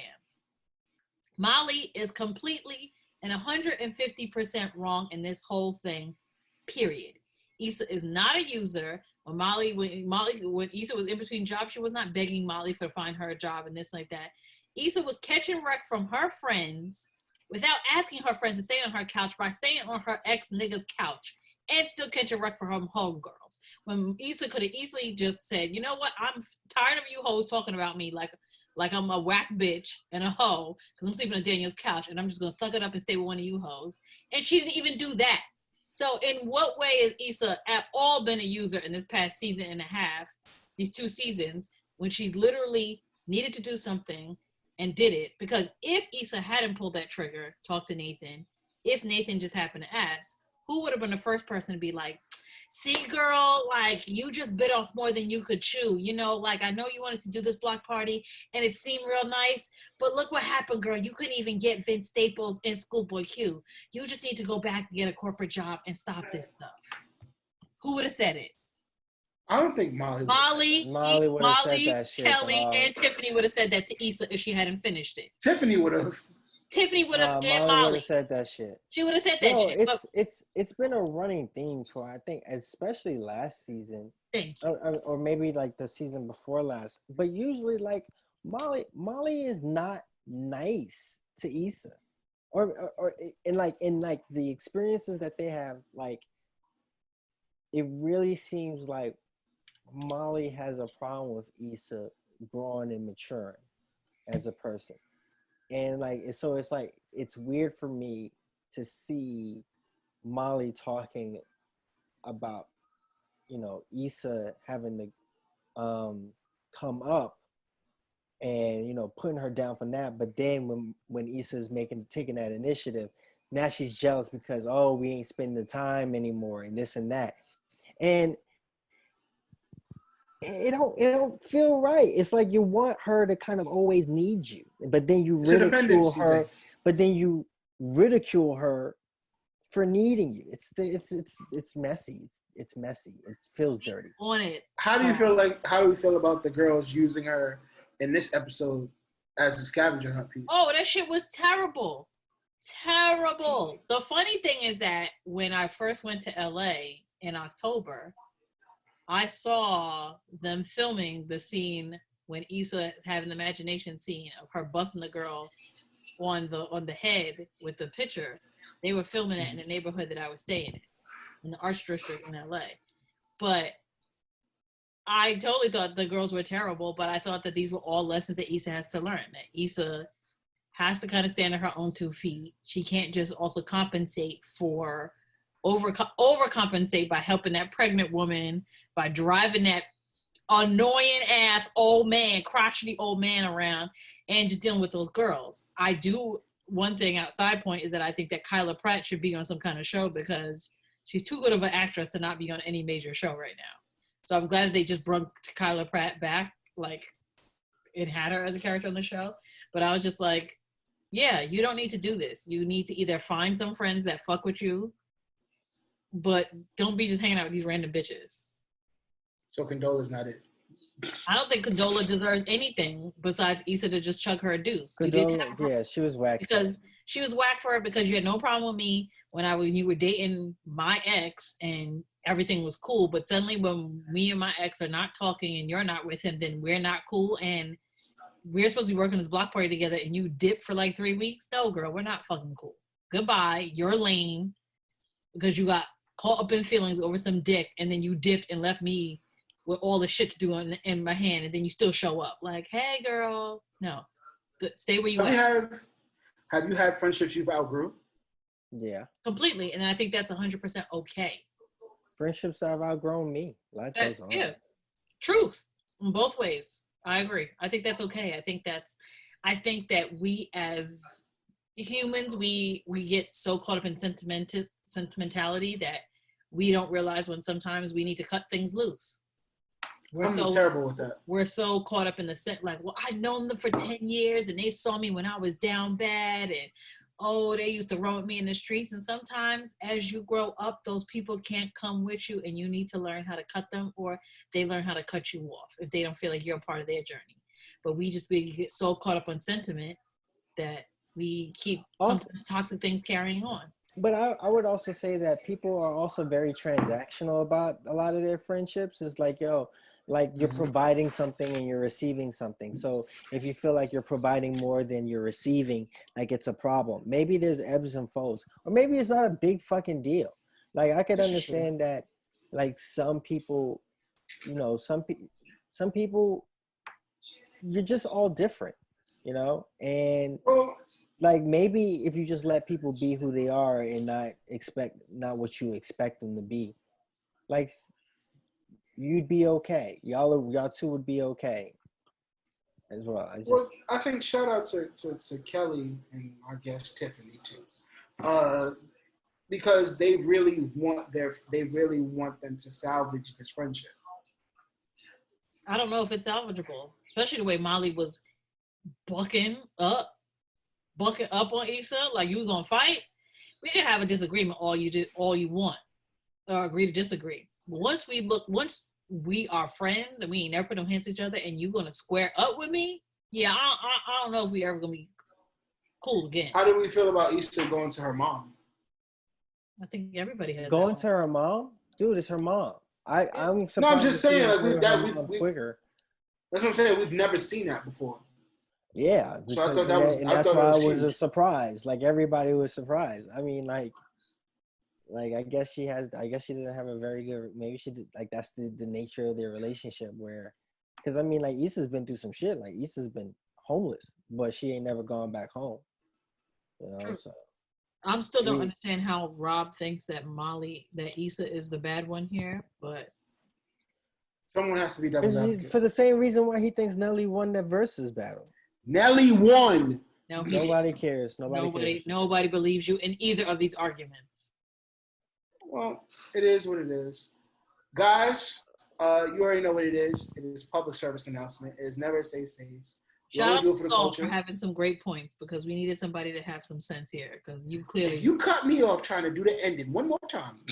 The beginning and the ending. You are something else. Nelly Law. Shout out to, all right, all the shout outs. Shout out to Mr. Goodman for always being the voice of reason. Shout out to me to always being terrible so he can be the voice of reason. Don't do that. Don't do that. Shout out to, because the voice of reason can't be a voice of reason if he doesn't have a protagonist to be the voice of reason.